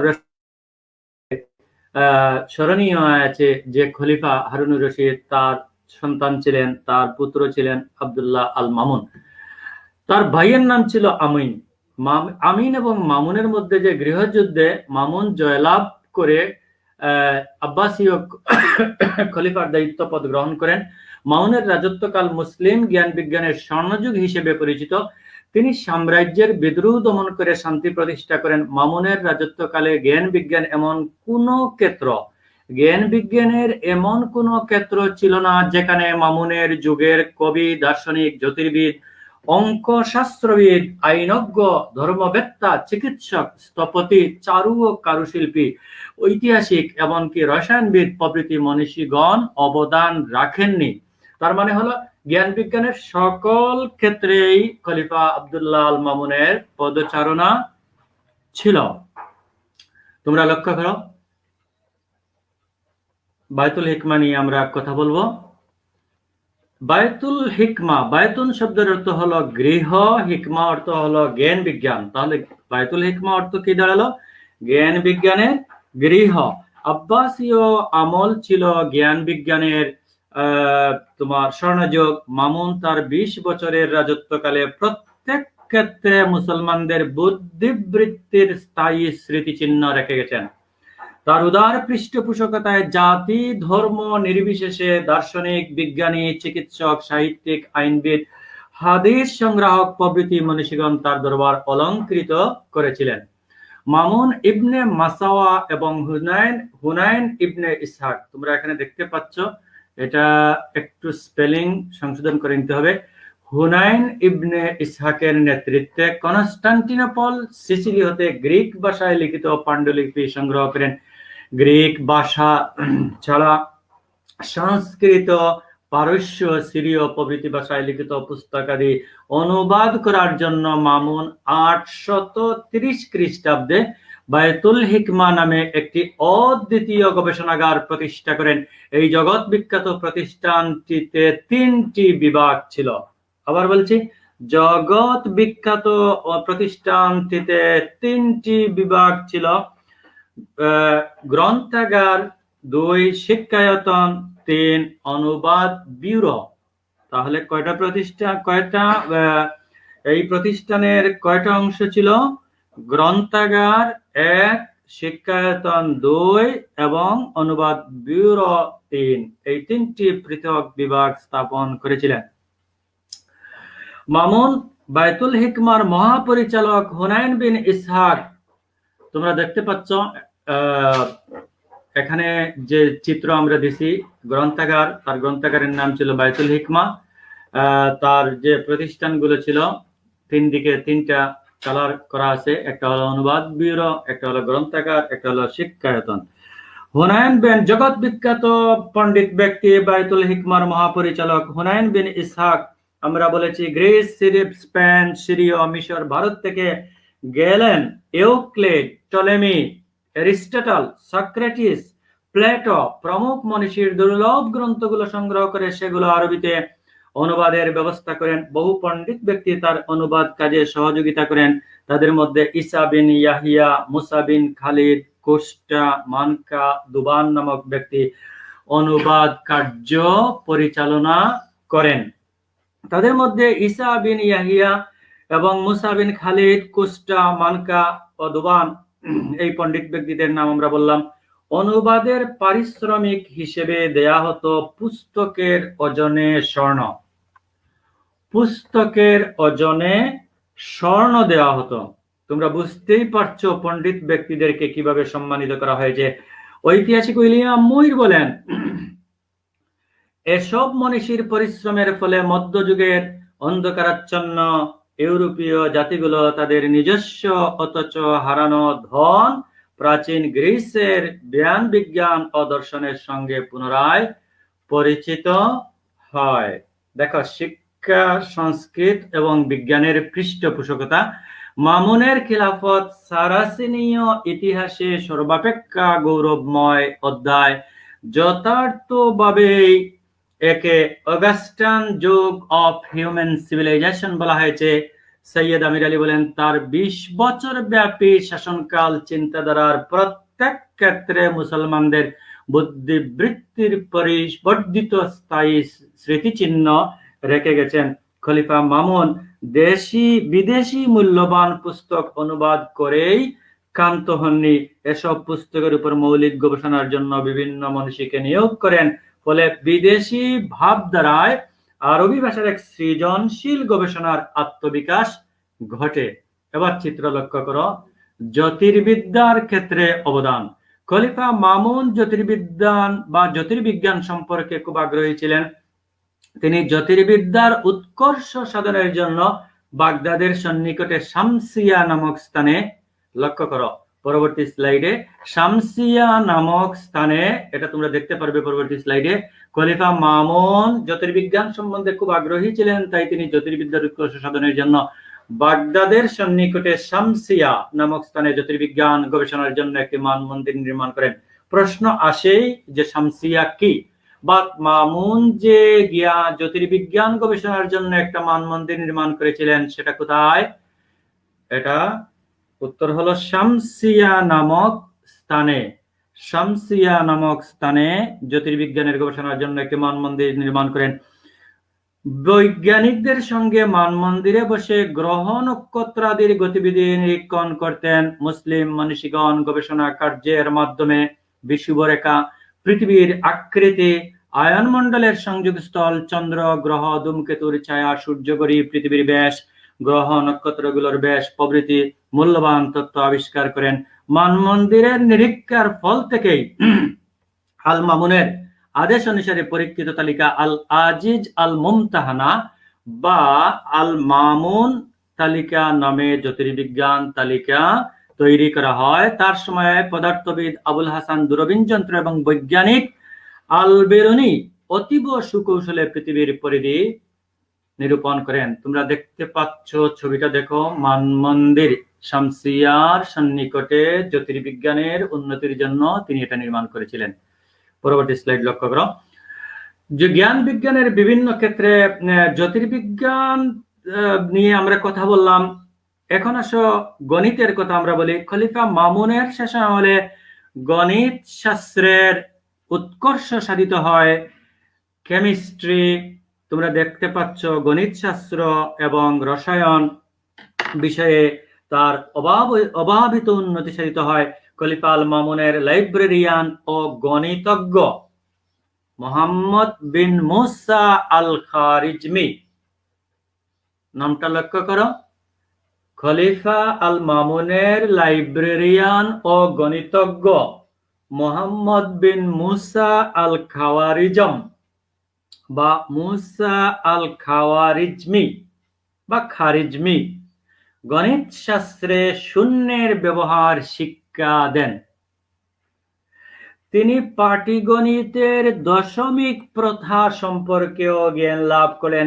এছাড়াও সম, অসম এবং মৌলিক সংখ্যা, বর্গমূল, ঘনমূল, অসংখ্য উপাদানের মৌলনীতি ও পারস্পরিক সম্পর্ক বিশ্লেষণ করেন। তাহলে গণিতবিদের নাম কি ছিল? জগৎ বিখ্যাত মুসলিম গণিতবিদের নাম কি ছিল? মুসা আল খারিজমি। তার রচিত জগৎ বিখ্যাত অঙ্ক বিষয়ক বীজগণিতের সর্বশ্রেষ্ঠ বই, যা 16 শতাব্দী পর্যন্ত ইউরোপের বিভিন্ন বিশ্ববিদ্যালয়ে পাঠ্যসূচির অন্তর্ভুক্ত ছিল, সেই বিখ্যাত গ্রন্থটির নাম কি? উত্তর হিসাবুল জবর ওয়াল মুকাবেলা। হিসাবুল জবর ওয়াল মুকাবেলা। এবার আসো আমরা চিত্রে লক্ষ্য করো, রসায়ন শাস্ত্রে এবং চিকিৎসা বিজ্ঞানে অবদান। ইউহান্না বিন মুসাওয়া 777 থেকে 857 খ্রিস্টাব্দ পর্যন্ত ছিলেন মামুনের দরবারের শ্রেষ্ঠ রসায়নবিদ। তাইলে ইউহান্না বিন মুসাওয়া শ্রেষ্ঠ রসায়নবিদ। চিকিৎসা শাস্ত্রের প্রধান অনুবাদক ছিলেন হুনাইন বিন ইসহাক। এটা একটু সংশোধন করে নিয়ে তোমরা, এটা হবে হুনাইন বিন ইসহাক। তার রচিত শতাধিক মৌলিক গ্রন্থের মধ্যে অধিকাংশই ছিল চিকিৎসা বিষয়ক গ্রন্থ। এই যে রসায়ন শাস্ত্রে বশীকরণ এবং লঘুকরণ যে সূত্রগুলো, এই সূত্র দুটিও তিনি আবিষ্কার করেছেন। ঐতিহাসিক হিস্ট্রি বলেন, after materia medica, astronomy and mathematics, the Arabs made their greatest scientific contribution in chemistry. Materia medica জ্যোতির্বিজ্ঞান গণিত শাস্ত্রের পর আরবগণ রসায়ন শাস্ত্রে সবচেয়ে বেশি অবদান রেখেছিল। এবার আসো লক্ষ্য করো চিকিৎসা ও ভূগোল শাস্ত্রের উন্নতি। চিকিৎসা শাস্ত্রের প্রধান অনুবাদক আমরা বলেছি হুনাইন বিন ইসহাক। এরপরে ইউহান্না বিন মুসাওয়ার কথা বলেছি। দাখাল উল আইন গ্রন্থটি চিকিৎসা শাস্ত্রের প্রথম আরবি পুস্তক। তার আমলে শরীরে অস্ত্রোপচারের ব্যবস্থা শুরু হয় খলিফা আব্দুল্লাহ আল মামুনের সময়ে। খলিফা আব্দুল্লাহ আল মামুন শাসন আমলে আল খারিজমি প্রাচীনতম ভৌগোলিক গ্রন্থ রচনা করেন। এই গ্রন্থের নাম ছিল সূরাতুল আরদ ওয়াল মুকাবালা। সূরাতুল আরদ 69, তার মানে 69 জন ব্যক্তির সহযোগিতায় এই গ্রন্থে পৃথিবীর মানচিত্র সংযুক্ত করেন ইয়াহিয়া বিন আল মানসুর, সিন্দি বিন আলী, খালিদ বিন আব্দুল মালিক প্রমুখ খ্যাতনামা মনীষী পৃথিবীর আকৃতি, গ্রহ, বিষুবরেখা, ধূমকেতু, ছায়াপথ সম্পর্কিত বহু মূল্যবান তথ্য আবিষ্কার করেন। খলিফার পৃষ্ঠপোষকতায়, আব্দুল্লাহ আল মামুনের পৃষ্ঠপোষকতায় আবুল হাসান নামক একজন বৈজ্ঞানিক দূরবীক্ষণ এবং নৌ কম্পাস আবিষ্কার করেন। এবার আসো আমরা দর্শন শাস্ত্রের ক্ষেত্রে তার কি অবদান ছিল আমরা সেটা আলোচনা করব।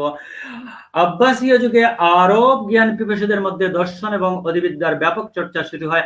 আল কিন্দি দার্শনিকের নাম ছিল আল কিন্দি খলিফা মামুনের পৃষ্ঠপোষকতা লাভ করেন। তিনি অ্যারিস্টটলের ধর্মতত্ত্ব আরবি ভাষায় অনুবাদ করেন। মুসলিম দর্শনের সাথে প্লেটো অ্যারিস্টটলের মতবাদের সমন্বয় সাধনের চেষ্টা করেন। আল কিন্দি 261 খ্রিস্টাব্দে দর্শন গ্রন্থ রচনা করে খ্যাতি অর্জন করেন। খলিফা আল মামুনও একজন যুক্তিবাদী মানুষ ছিলেন। এর সাথে আমরা এটাও বলতে চাই যে ইতিহাসের ক্ষেত্রেও তার অবদান ছিল। আচ্ছা, আমরা এর আগে দেখো তোমরা স্লাইডে যেটা আসছে, এটা হলো সিহা সিত্তা, বিদেশি বিশুদ্ধ হাদিসের গ্রন্থ সমূহ রচনা করা হয়েছে এই সময়ে। সিহা সিত্তা একটা বিখ্যাত শব্দ সিহা সিত্তা। তোমাদের মনে প্রশ্ন জাগতে পারে তাহলে সিহা সিত্তা কি? সিহা শব্দের অর্থ হলো বিশুদ্ধ, আর সিত্তাতুন তোমরা জানো ওয়াহিদ, ইতনান, তালাতা, আরবা, খামসা, সিত্তা। তাহলে সিত্তা অর্থ হলো ছয়। ছয়টি নির্ভুল হাদিস গ্রন্থকে একসাথে বলা হয় সিহা সিত্তা।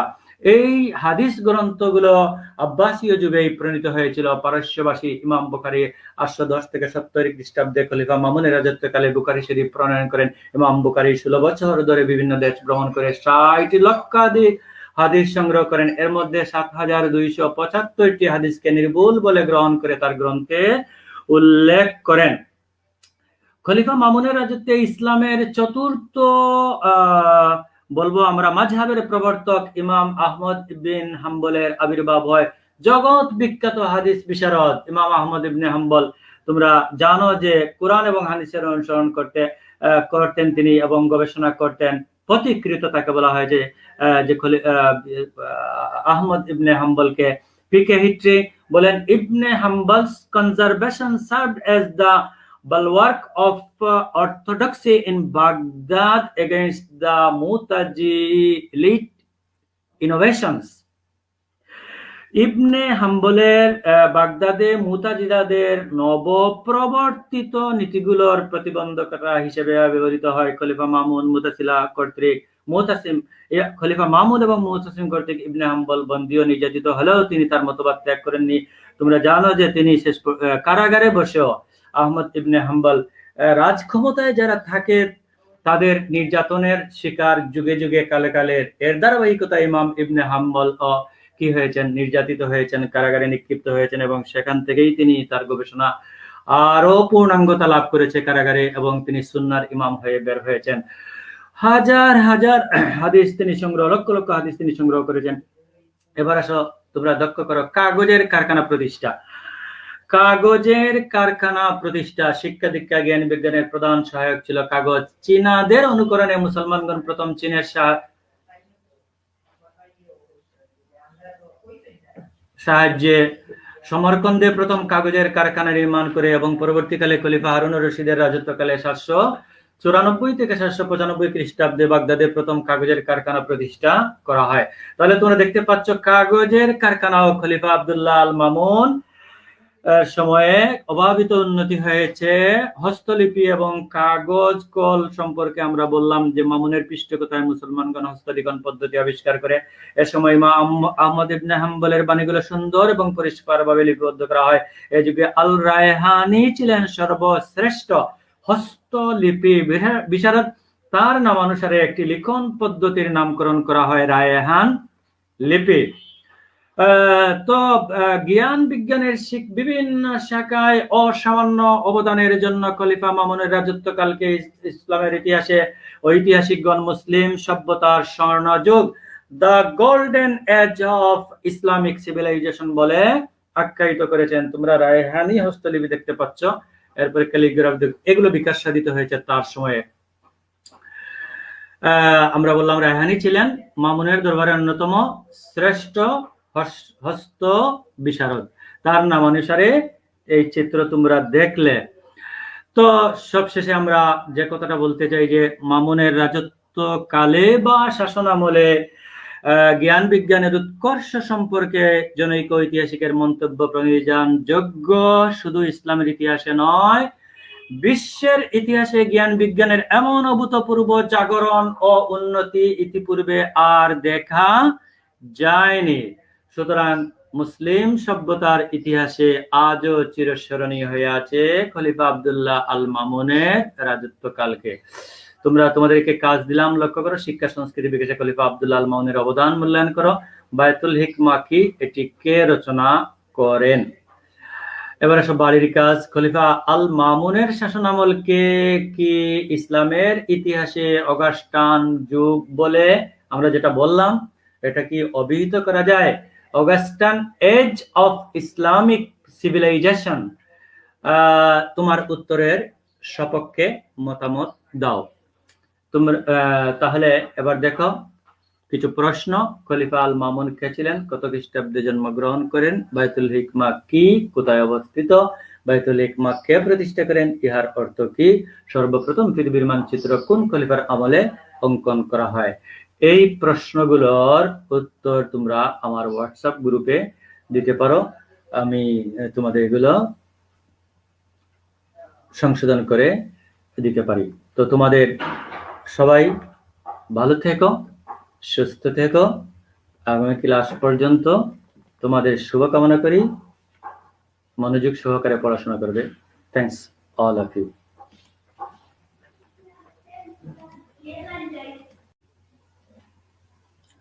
বিসমিল্লাহির রহমানির রহিম। একাদশ ও দ্বাদশ শ্রেণীর শিক্ষার্থীরা স্বাগতম ইসলামের ইতিহাস ও সংস্কৃতি ক্লাসে। আসসালামু আলাইকুম। গত ক্লাসে আমরা civilization and cultural development in Muslim Spain, আবার বলছি, civilization and cultural development in Muslim Spain, স্পেনে মুসলিম সভ্যতা ও সংস্কৃতির বিকাশ নিয়ে কথা বলেছিলাম। তোমরা সেই ক্লাসে দেখেছিলে 711 থেকে 1492 খ্রিস্টাব্দ পর্যন্ত স্পেনের সভ্যতা সংস্কৃতিতে মুসলমানগণ অসামান্য অবদান রাখে। Muslim Spain wrote one of the brightest chapters in the intellectual history of medieval Europe. মধ্যযুগীয় ইউরোপের বুদ্ধিবৃত্তির ইতিহাসে মুসলিম স্পেন অন্যতম গৌরবোজ্জ্বল অধ্যায় রচনা করেছিল। মুসলমানগণ জ্ঞান বিজ্ঞানের বিভিন্ন শাখায় তাদের প্রতিভার স্বাক্ষর রাখে এবং আমরা এক্ষেত্রে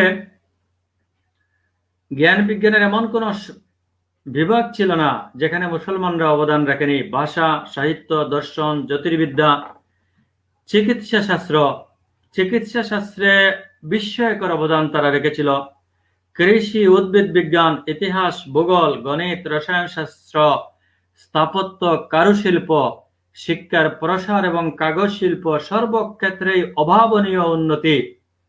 শিক্ষা জগতে মেয়েদের অবস্থা ছিল অন্যরকম। ইউরোপে পাদ্রীগণ যখন কাগজ হিসেবে চামড়া ব্যবহার করতেন, তখন স্পেনে মোরগণ সাবিত নগরীতে কাগজ উৎপাদনের কারখানা স্থাপন করেছিল। এইভাবে আমরা দেখেছিলাম স্পেনের উন্নতি, স্পেনের উন্নত শাসন ব্যবস্থা।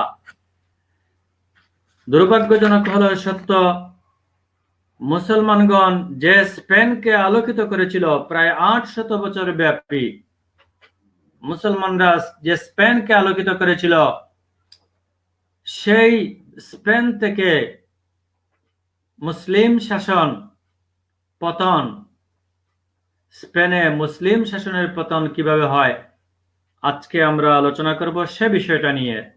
সুতরাং তোমরা দেখতে পাচ্ছ পাঠ শিরোনাম স্পেনে উমাইয়া শাসন, স্পেনে মুসলিম শাসনের পতন।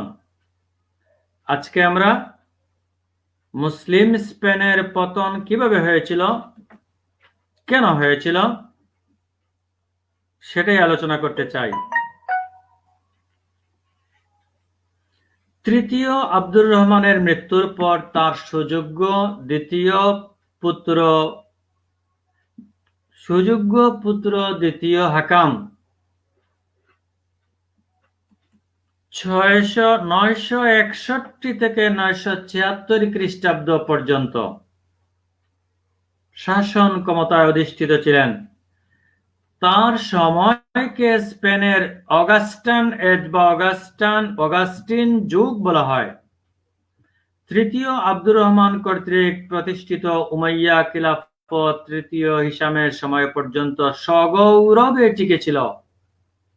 পরবর্তীকালে স্পেনে ক্ষুদ্র ক্ষুদ্র রাজ্যের উত্থান ঘটে।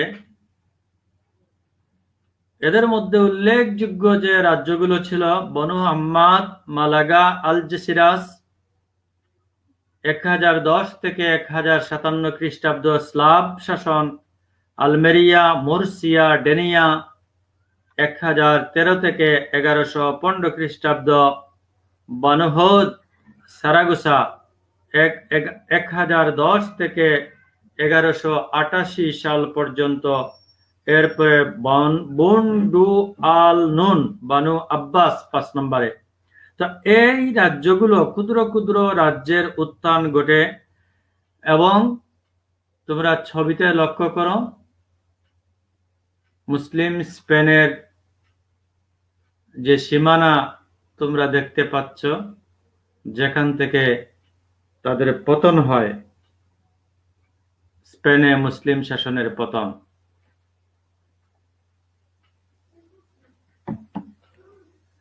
তাইলে আজকে তোমরা স্পেনে মুসলিম শাসনের পতন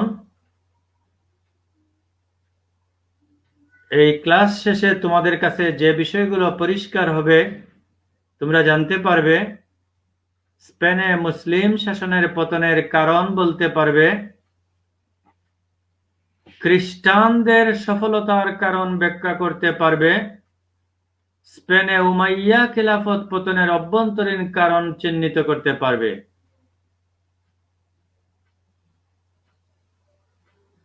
লক্ষ্য করো, আব্দুর রহমান আদ-দাখিল 756 খ্রিস্টাব্দে স্পেনে স্বাধীন উমাইয়া আমিরাত প্রতিষ্ঠা করেন। তৃতীয় আব্দুর রহমানের সময় এ আমিরাত খিলাফতে রূপান্তরিত হয়। 929 খ্রিস্টাব্দে তৃতীয় আব্দুর রহমান সেখানে উমাইয়া খিলাফত প্রতিষ্ঠা করেন, যা 1031 খ্রিস্টাব্দ পর্যন্ত সগৌরবে টিকে ছিল। 1031 খ্রিস্টাব্দে পরবর্তীতে সমগ্র স্পেনে ক্ষুদ্র ক্ষুদ্র রাজবংশের উত্থান হয়, তবে সর্বশেষ 1492 সালে স্পেন থেকে মুসলমানরা বিতাড়িত হয়। কারণটাকে আমরা অভ্যন্তরীণ কারণ এবং বৈদেশিক কারণ এই দুই ভাগে আমরা ভাগ করতে পারি। আব্দুর রহমান আদ-দাখিল, তোমরা জানো যে উমাইয়াদের আব্বাসীয়দের করাল গ্রাস থেকে নিজেকে কোনো মতে রক্ষা করতে পেরেছিলেন হিশামের এক পৌত্র আব্দুর রহমান আদ-দাখিল 7 সমুদ্র 13 নদী পাড়ি দিয়ে কিভাবে স্পেনের মাটিতে যাইয়া উমাইয়া আমিরাত প্রতিষ্ঠা করেন সেটা আলাদা বিষয়। তৃতীয় আব্দুর রহমানের সময় এ আমিরাত খিলাফতে রূপান্তরিত হয়। সুতরাং যে 656 খ্রিস্টাব্দে উমাইয়া আব্দুর রহমান আদ-দাখিল স্পেনে উমাইয়া আমিরাত প্রতিষ্ঠা করেন, এর আগে 711 খ্রিস্টাব্দে সেনাপতি তারেক বিন জিয়াদের নেতৃত্বে স্পেন মুসলিম শাসনের অন্তর্ভুক্ত হয়। অবশেষে 800 বছর ব্যাপী প্রায় শাসন করার পর 1492 খ্রিস্টাব্দে মুসলিম স্পেনের পতন হয়। আমরা কারণগুলোকে দুভাগে ভাগ করেছি, একটা হলো অভ্যন্তরীণ কারণ, একটা হলো অভ্যন্তরীণ কারণ, লক্ষ্য করো, আর আরেকটা হলো বৈদেশিক কারণ। তাইলে আমরা এখন অভ্যন্তরীণ কারণ নিয়ে আলোচনা করতে চাই। তোমরা লক্ষ্য করো, অভ্যন্তরীণ কারণের মধ্যে আমরা যেগুলো সাজিয়েছি, উপজাতীয় কুন্দল, ভৌগোলিক প্রতিকূলতা, অর্থনৈতিক সংকট, ডান দিকে লক্ষ্য করো শাসকদের দুর্বলতা, সামরিক বাহিনীর দুর্বলতা, শাসকদের বিলাসিতা, সুষ্ঠু উত্তরাধিকারী নীতির অভাব। অভ্যন্তরীণ কারণগুলো তোমরা আবার লক্ষ্য করো, উপজাতীয় কুন্দল, শাসকদের দুর্বলতা, সামরিক বাহিনীর দুর্বলতা, সুষ্ঠু উত্তরাধিকার নীতির অভাব, শাসকদের বিলাসিতা। স্পেনের ক্ষুদ্র ক্ষুদ্র বংশগুলো ছিল মূলত ইয়েমেনি, সিরিয়ান, সুদানীয়, হিমারীয়, বারবার গোত্রভুক্ত। তাদের মধ্যকার অন্তঃকুন্দল মুসলিম স্পেনে মুসলিম শাসন পতনে সহায়তা করে। এরপরে লক্ষ্য করো খ্রিস্টান আধিপত্য বিস্তার। হাকাম পরবর্তী শাসকগণ ছিলেন দুর্বল, তাদের সেনাবাহিনীতে অনৈক্য দেখা দেয় যা তাদের পতনের দিকে ধাবিত করে। তৃতীয় কারণ আমরা বলেছি, শেষ দিকের শাসকগণ ছিলেন বিলাসী জীবনযাপন করতেন।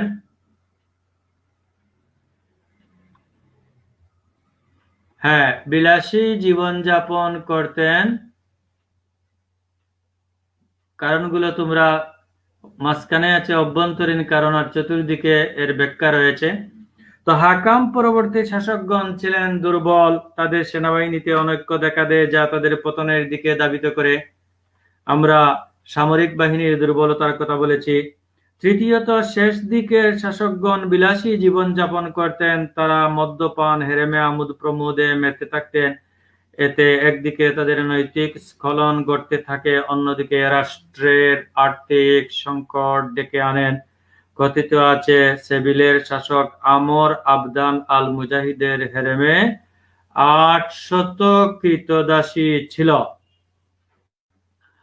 চতুর্থত, স্পেনের ভৌগোলিক প্রতিকূলতার জন্য উত্তর আফ্রিকার আক্রমণ, মিশরের ফাতেমীয়দের আক্রমণ, ফ্রান্সের খ্রিস্টানদের আক্রমণ, স্পেনের দূরবর্তী অঞ্চলের বিদ্রোহ দমন করা শাসকদের জন্য কঠিন হয়ে পড়েছিল।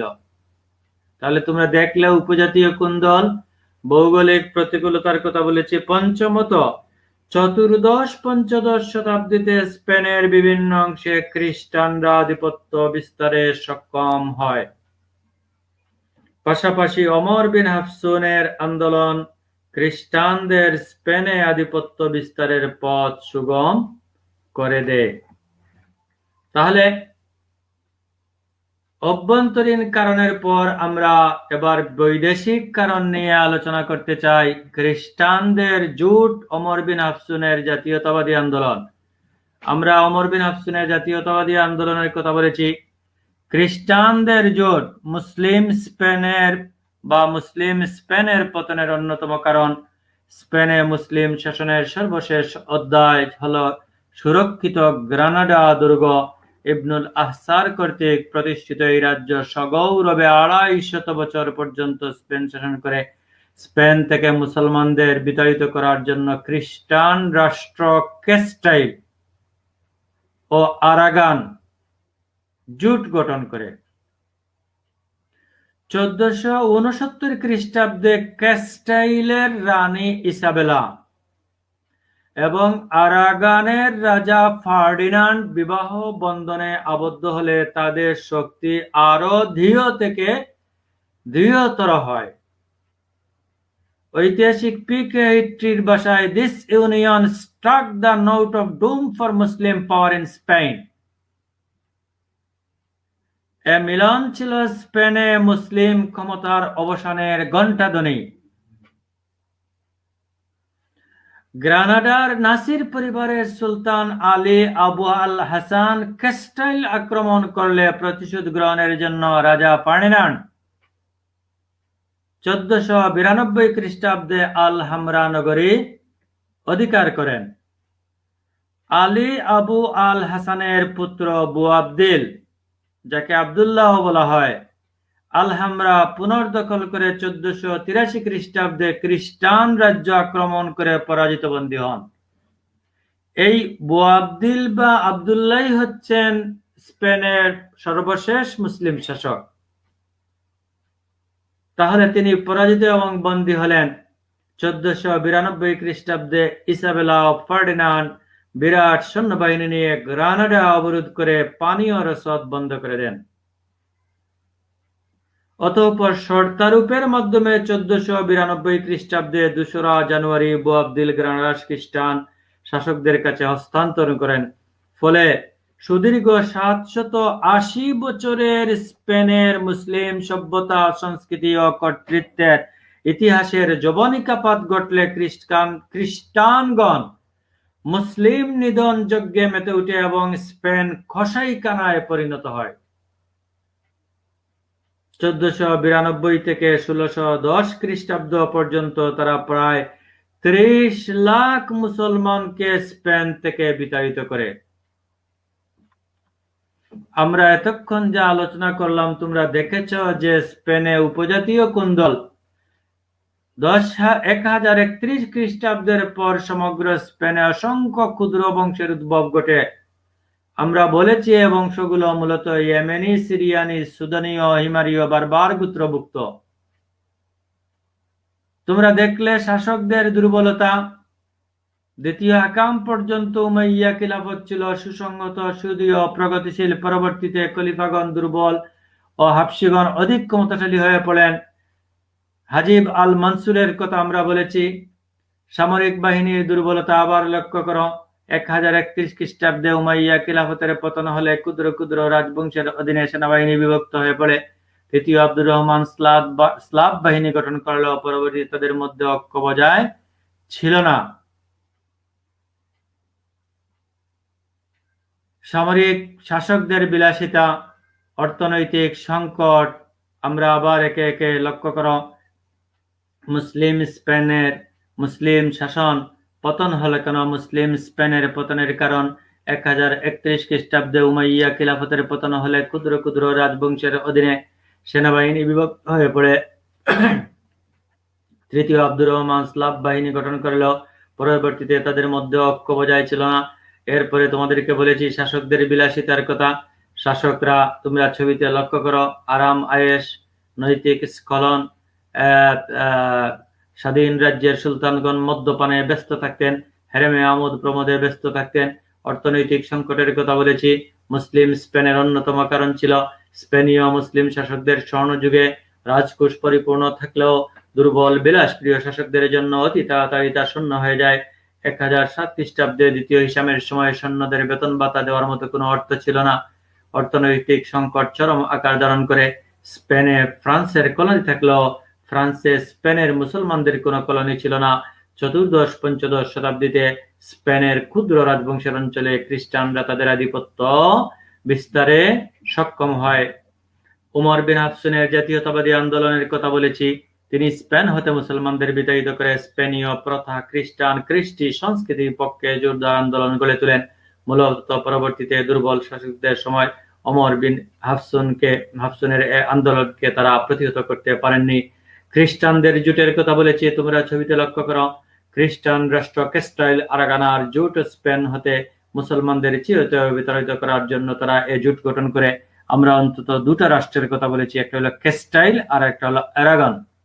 একটা হলো ক্যাস্টাইল আর একটা হলো অ্যারাগন। অষ্টম শতাব্দীতে প্রায় 711 থেকে 1492 খ্রিস্টাব্দ পর্যন্ত মুসলমানরা স্পেন শাসন করেন। অভ্যন্তরীণ ও বহিরাগত কারণে তাদের 1492 খ্রিস্টাব্দে তাদের পতন হয়।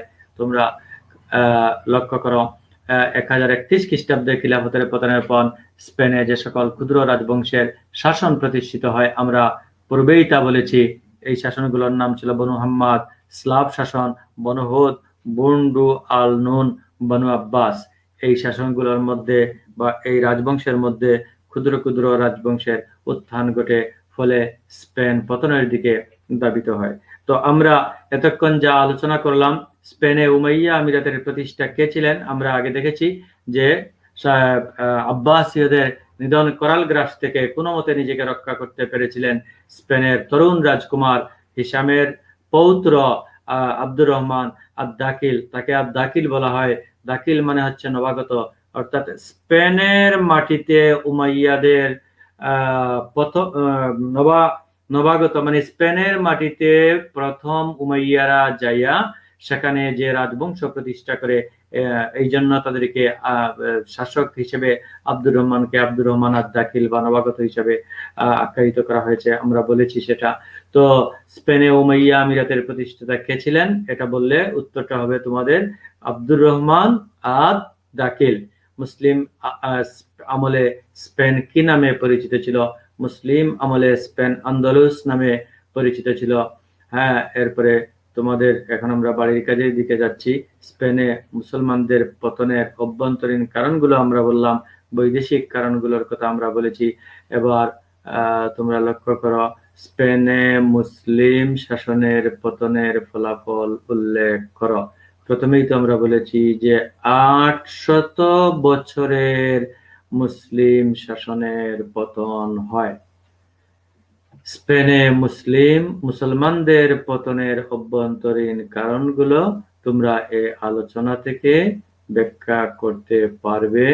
আমরা যা আলোচনা করলাম যদি সংক্ষেপে আমরা বলি, স্পেনে উমাইয়া খিলাফতের পতনের অভ্যন্তরীণ কারণগুলো চিহ্নিত করো, স্পেনে উমাইয়া খিলাফত পতনের বৈদেশিক কারণগুলো ব্যাখ্যা করো, স্পেনে মুসলিম শাসন পতনের কারণ ও ফলাফলের বিবরণ দাও। তো সবশেষে তোমাদেরকে, যদি তোমাদের কোনো জটিলতা থাকে, বুঝতে কোনো সমস্যা হয়, তাহলে হোয়াটসঅ্যাপ গ্রুপে তোমরা শেয়ার করতে পারো। আগামী ক্লাসের আমন্ত্রণ জানিয়ে তোমাদের সবাইকে সবার মঙ্গল কামনা করে আজকের ক্লাসের সমাপ্তি এখানে ঘোষণা করছি। Thanks all of you.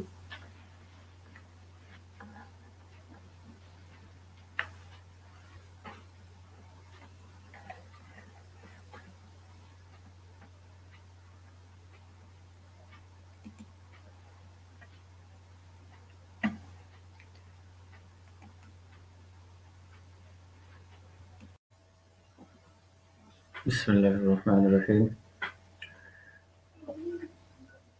স্বাগত 11 এবং 12 ক্লাসের ছাত্রছাত্রীরা, ঢাকা দক্ষিণ বহুমুখী উচ্চ বিদ্যালয় কলেজ। আজকে আমরা ভারতবর্ষে মুঘল শাসন প্রতিষ্ঠা, কিভাবে ভারত উপমহাদেশে মুঘল শাসন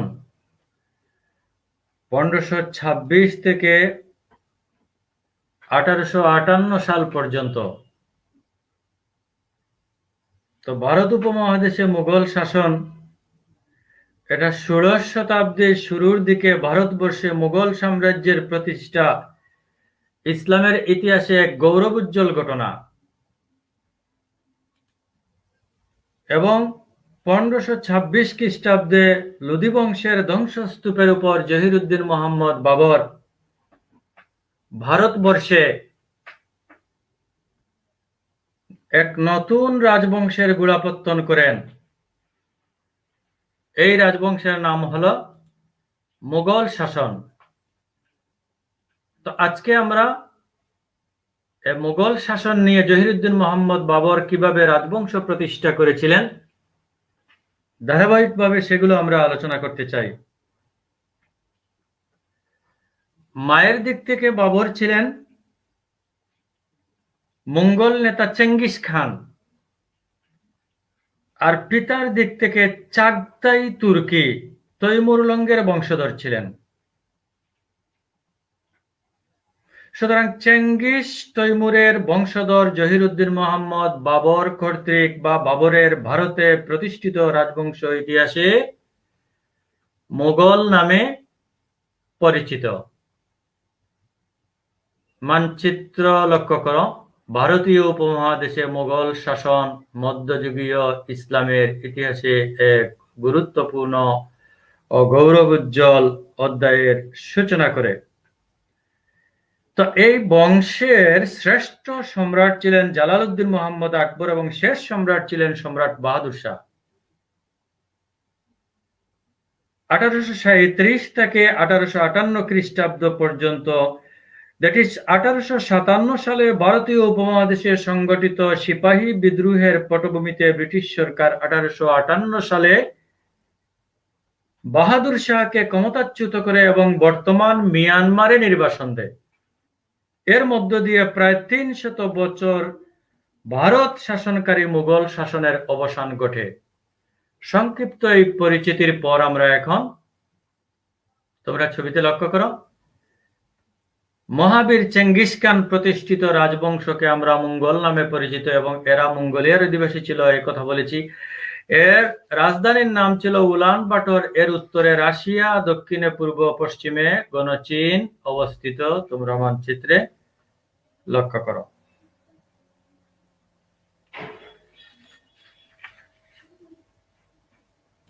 আমরা বলেছি লোদি বংশের ধ্বংসস্তূপের পর সম্রাট বাবর ভারতে মুঘল রাজবংশ বা মুঘল শাসনের গোড়াপত্তন করেন। আজকের বিষয় তাহলে লক্ষ্য করো, সম্রাট বাবর। সম্রাট বাবরের ছবি তোমরা দেখতে পাচ্ছ। জহিরুদ্দিন মোহাম্মদ বাবর।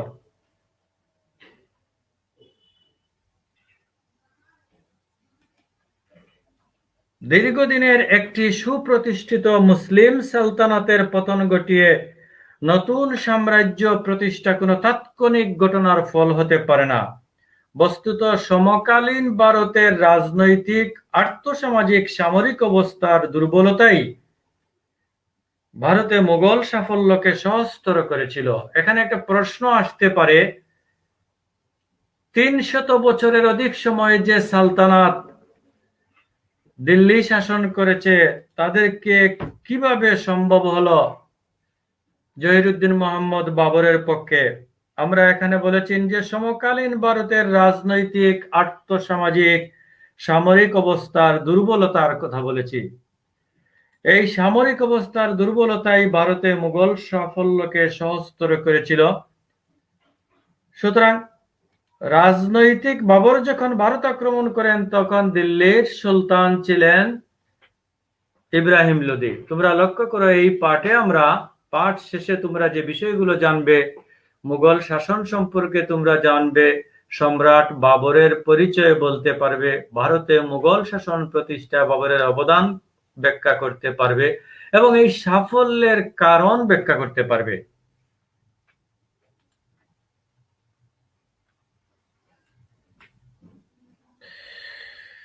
তাইলে চলো, জহিরুদ্দিন মোহাম্মদ বাবর কত খ্রিস্টাব্দে?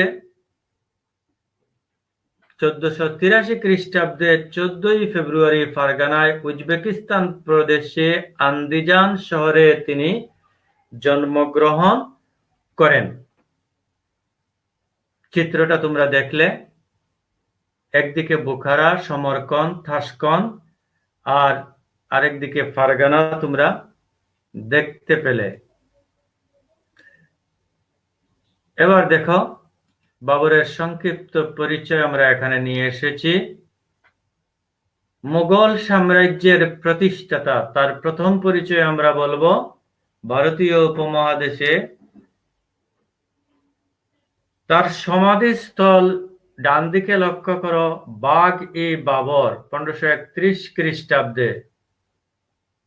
তাহলে বাম দিকে তোমরা লক্ষ্য করো 1526 5ই জানুয়ারি থেকে 1526 থেকে 1531 সাল পর্যন্ত।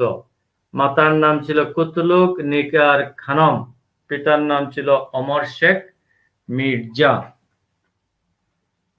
তাহলে মায়ের নাম পেলে তোমরা, পিতার নাম পেলে। এবার আসো, বাবর কিভাবে সিংহাসনে আরোহণ করেন। পিতা উমর শেখ 1494 খ্রিস্টাব্দে পিতা উমর শেখ মির্জার মৃত্যুর পর 11 বছর বয়সে ফারগানার সিংহাসনে বাবর আরোহণ করেন। তার চাচা অনবরত তাকে আমরা বলবো সিংহাসনচ্যুত করার চেষ্টা করেছিলেন। এক সময় বাবরকে ক্ষমতাচ্যুত করতে সক্ষম হন। জীবনে কিছু সময় তাকে আশ্রয়হীন এবং বলা যায় আশ্রয়হীন অবস্থায় তিনি এক জায়গা থেকে আরেক জায়গায় ঘুরে বেড়িয়েছেন, যাযাবরের মতো তাকে থাকতে হয়েছে। তাহলে তোমরা এখানে পেলে 1494 খ্রিস্টাব্দে পিতা উমর শেখ মির্জার মৃত্যুর পর তিনি সিংহাসনে আরোহণ করেন। এবার লক্ষ্য করো, বাবরের রাজ্য অভিযান 1498 খ্রিস্টাব্দে তিনি নিজ রাজ্য ফারগানা থেকে বিতাড়িত হয়েছিলেন। অদম্য বাবর 1500 খ্রিস্টাব্দে পুনরায় ফারগানা অধিকার করতে সক্ষম হয়েছিলেন। 1497 খ্রিস্টাব্দে তিনি বাবর সমরকন্দ দখল করেন, কিন্তু কিছুদিনের মধ্যেই তার সমরকন্দ হাতছাড়া হয়ে যায়। কিছুদিনের মধ্যেই আবার তিনি সমরকন্দ ও ফারগানা হারিয়ে দাবার ছকের রাজার মতো এক জায়গা থেকে আরেক জায়গায় তিনি কি করতে থাকেন? ঘুরে বেড়াতে থাকেন। ঐতিহাসিক আবুল কাসিম ফেরেশতার মতে, he was moving from square to square like a king on a chessboard। আবার লক্ষ্য করো, ঐতিহাসিক আবুল কাসিম ফেরেশতা কি বলছেন? He was moving from square to square like a king on chessboard। কিন্তু তিনি দক্ষতা বলে 1500 খ্রিস্টাব্দে আবার তিনি ফারগানা সিংহাসনে আরোহণ করেন। দেখো তোমরা চিত্রে, 1504 খ্রিস্টাব্দে তিনি কাবুল দখল করে পাদেশাহ, যেটাকে বাদশাহ আমরা বলে থাকি আর কি, সেটি উপাধি গ্রহণ করেন।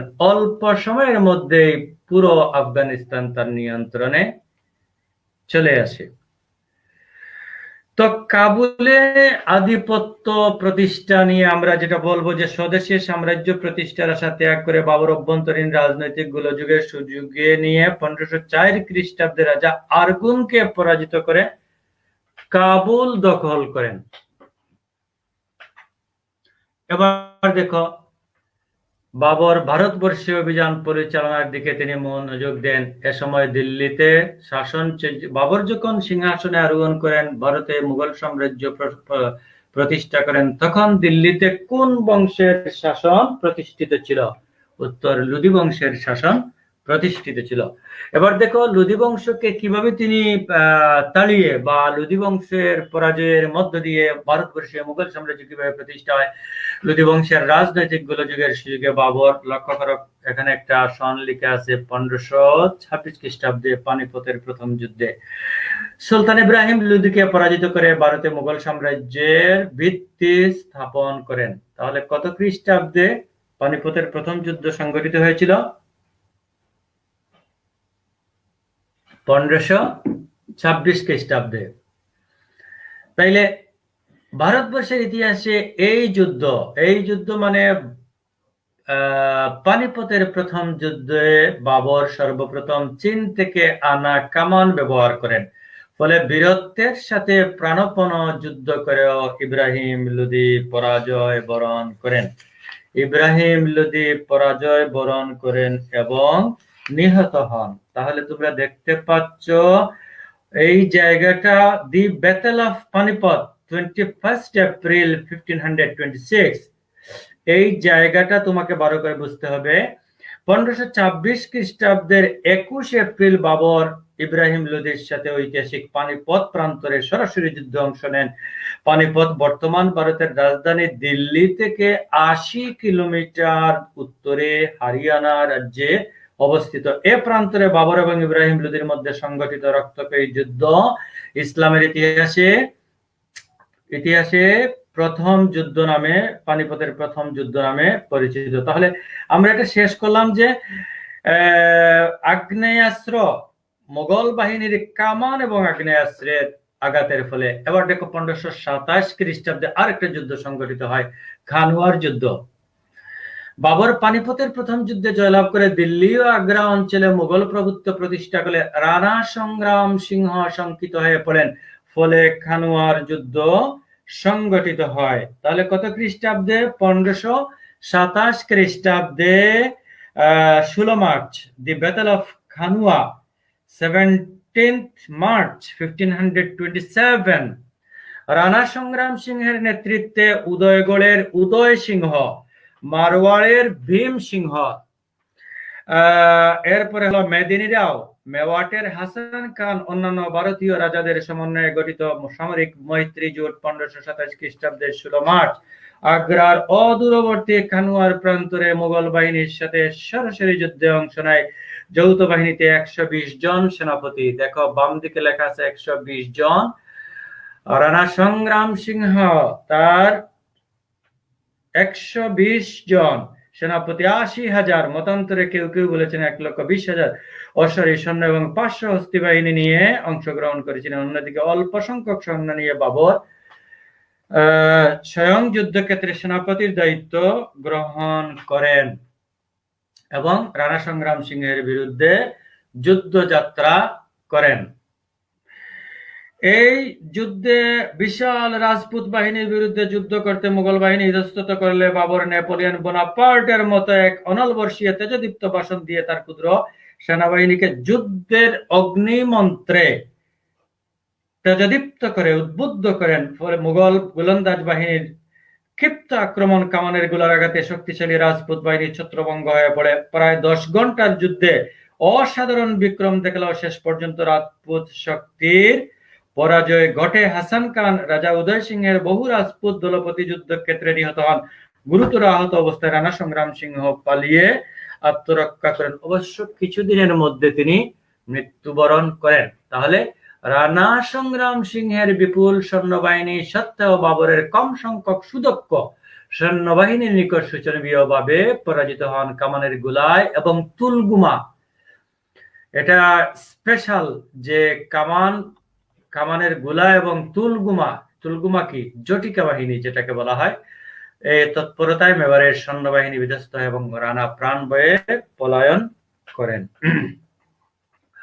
তাইলে বাবর খানুয়ার যুদ্ধে জয়লাভ করে যমুনা নদী অতিক্রম করে এবং জয়লাভ করেন। এবার দেখো আরো একটা যুদ্ধ 1529 খ্রিস্টাব্দে লক্ষ্য করছো যে নদীর নাম এখানে আসছে, এটা হলো গুগরা নদীর তীরে বাংলা, বিহার, আফগানিস্তানের বা আফগানের সম্মিলিত বাহিনীর বিরুদ্ধে যুদ্ধে অবতীর্ণ হন।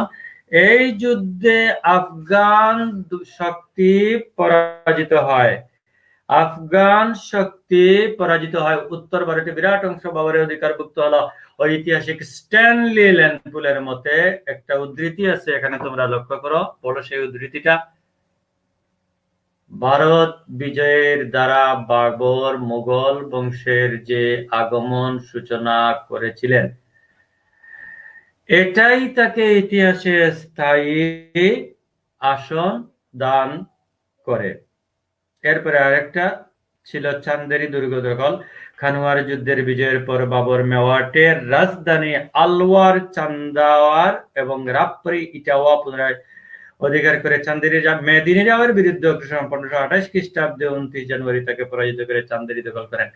ঐতিহাসিক রাশব্রুক বাবর possessed 8 fundamental qualities, তার 8টা গুণের কথা বলেছেন ঐতিহাসিক রাশব্রুক। লক্ষ্য করা, এক সুউচ্চ বিচার বুদ্ধি, মহৎ আকাঙ্ক্ষা বিজয় লাভে, এরপরে কলা কৌশল, প্রশাসনিক দক্ষতা, জনগণের সমৃদ্ধি তার জীবনের লক্ষ্য ছিল এবং জনগণের সমৃদ্ধি সাধনের প্রবণতা, মহানুভবতার সহিত প্রজাদের শাসন করার প্রতিভা, সেনাবাহিনীর মন জয়ের ক্ষমতা এবং আইনের প্রতি শ্রদ্ধা।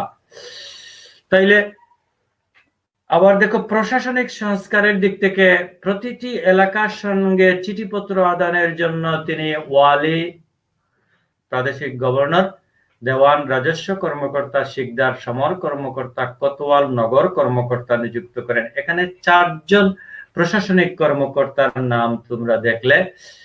তো বাবর আমরা পেলাম যে তার কৃতিত্ব, তিনি একটা সাম্রাজ্য প্রতিষ্ঠা করেছিলেন, সেনানায়ক হিসেবে তার কৃতিত্ব আমরা দেখলাম, শাসক হিসেবে তার কৃতিত্ব দেখলাম।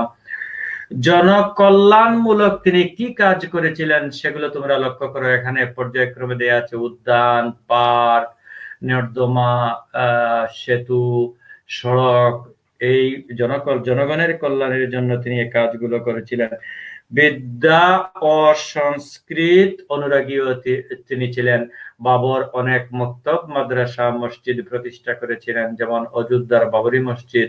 এটা তার স্থাপত্য শিল্পের এক অনবদ্য কিন্তু দুঃখজনক হলো সত্য যে এই বাবরি মসজিদকে কি করা হয়েছে, ভেঙে দেয়া হয়েছে। বাবরি মসজিদ এটা হচ্ছে বাবরের মুসলিম স্থাপত্যের নিদর্শন এবং তার রাজত্বকালের অন্যতম স্থাপত্য শিল্পের চমৎকার উদাহরণ। সেটি এখন আর নাই। তিনি প্রজারঞ্জক শাসক এবং শিল্পানুরাগীও ছিলেন। বিদ্যা ও সংস্কৃতির প্রতিও তার কি ছিল, অনবদ্য। তিনি সমসাময়িক যুগের অন্যতম বিদ্যুৎসাহী এবং সংস্কৃতিবান ব্যক্তিত্ব ছিলেন বাবর। ফার্সি, তুর্কি ভাষায় তার অসাধারণ পাণ্ডিত্য ছিল। তিনি একজন সুসাহিত্যিক, উঁচুমানের কবি ছিলেন। বলা হয় যে বাবর যদি সাম্রাজ্যের প্রতিষ্ঠাতা নাও হতেন তবুও তার কাব্য প্রতিভার গুণে তিনি ইতিহাসে অমর হয়ে থাকতেন। বন্ধুরা, তোমাদেরকে একটা বিষয় না বললেই নয় বাবর সম্পর্কে। আমরা আলোচনা শেষ করার আগে, বাবর তুর্কি ভাষায় রচিত তার কাব্য সংকলনের নাম ছিল দিওয়ান। তাহলে দিওয়ান কি ছিল? বাবর তুর্কি ভাষায় রচিত তার কাব্য সংকলনের নাম ছিল দিওয়ান এবং নুবাইয়া নামে তিনি একটি পদ্য ছন্দ ধারা সৃষ্টি করেছিলেন। বাবর রচিত তার আত্মজীবনীমূলক গ্রন্থ তুজুকি বাবরি বা বাবরনামা সাহিত্য সমকালীন ইতিহাসের এক অমূল্য সম্পদ ছিল। তোমরা লক্ষ্য করো, আমরা স্লাইডে বলেছি তিনি একজন প্রজারঞ্জক শাসক এবং শিল্পানুরাগী ছিলেন। পাশাপাশি তিনি একজন শিল্প সাহিত্যের পাশাপাশি তিনি একজন শিক্ষিত এবং একজন কবি ছিলেন। তার একটা আত্মজীবনীমূলক গ্রন্থ তুজুকি বাবর বা বাবরনামা আমরা বলেছি সাহিত্য সমকালীন ইতিহাসের এক অমূল্য সম্পদ।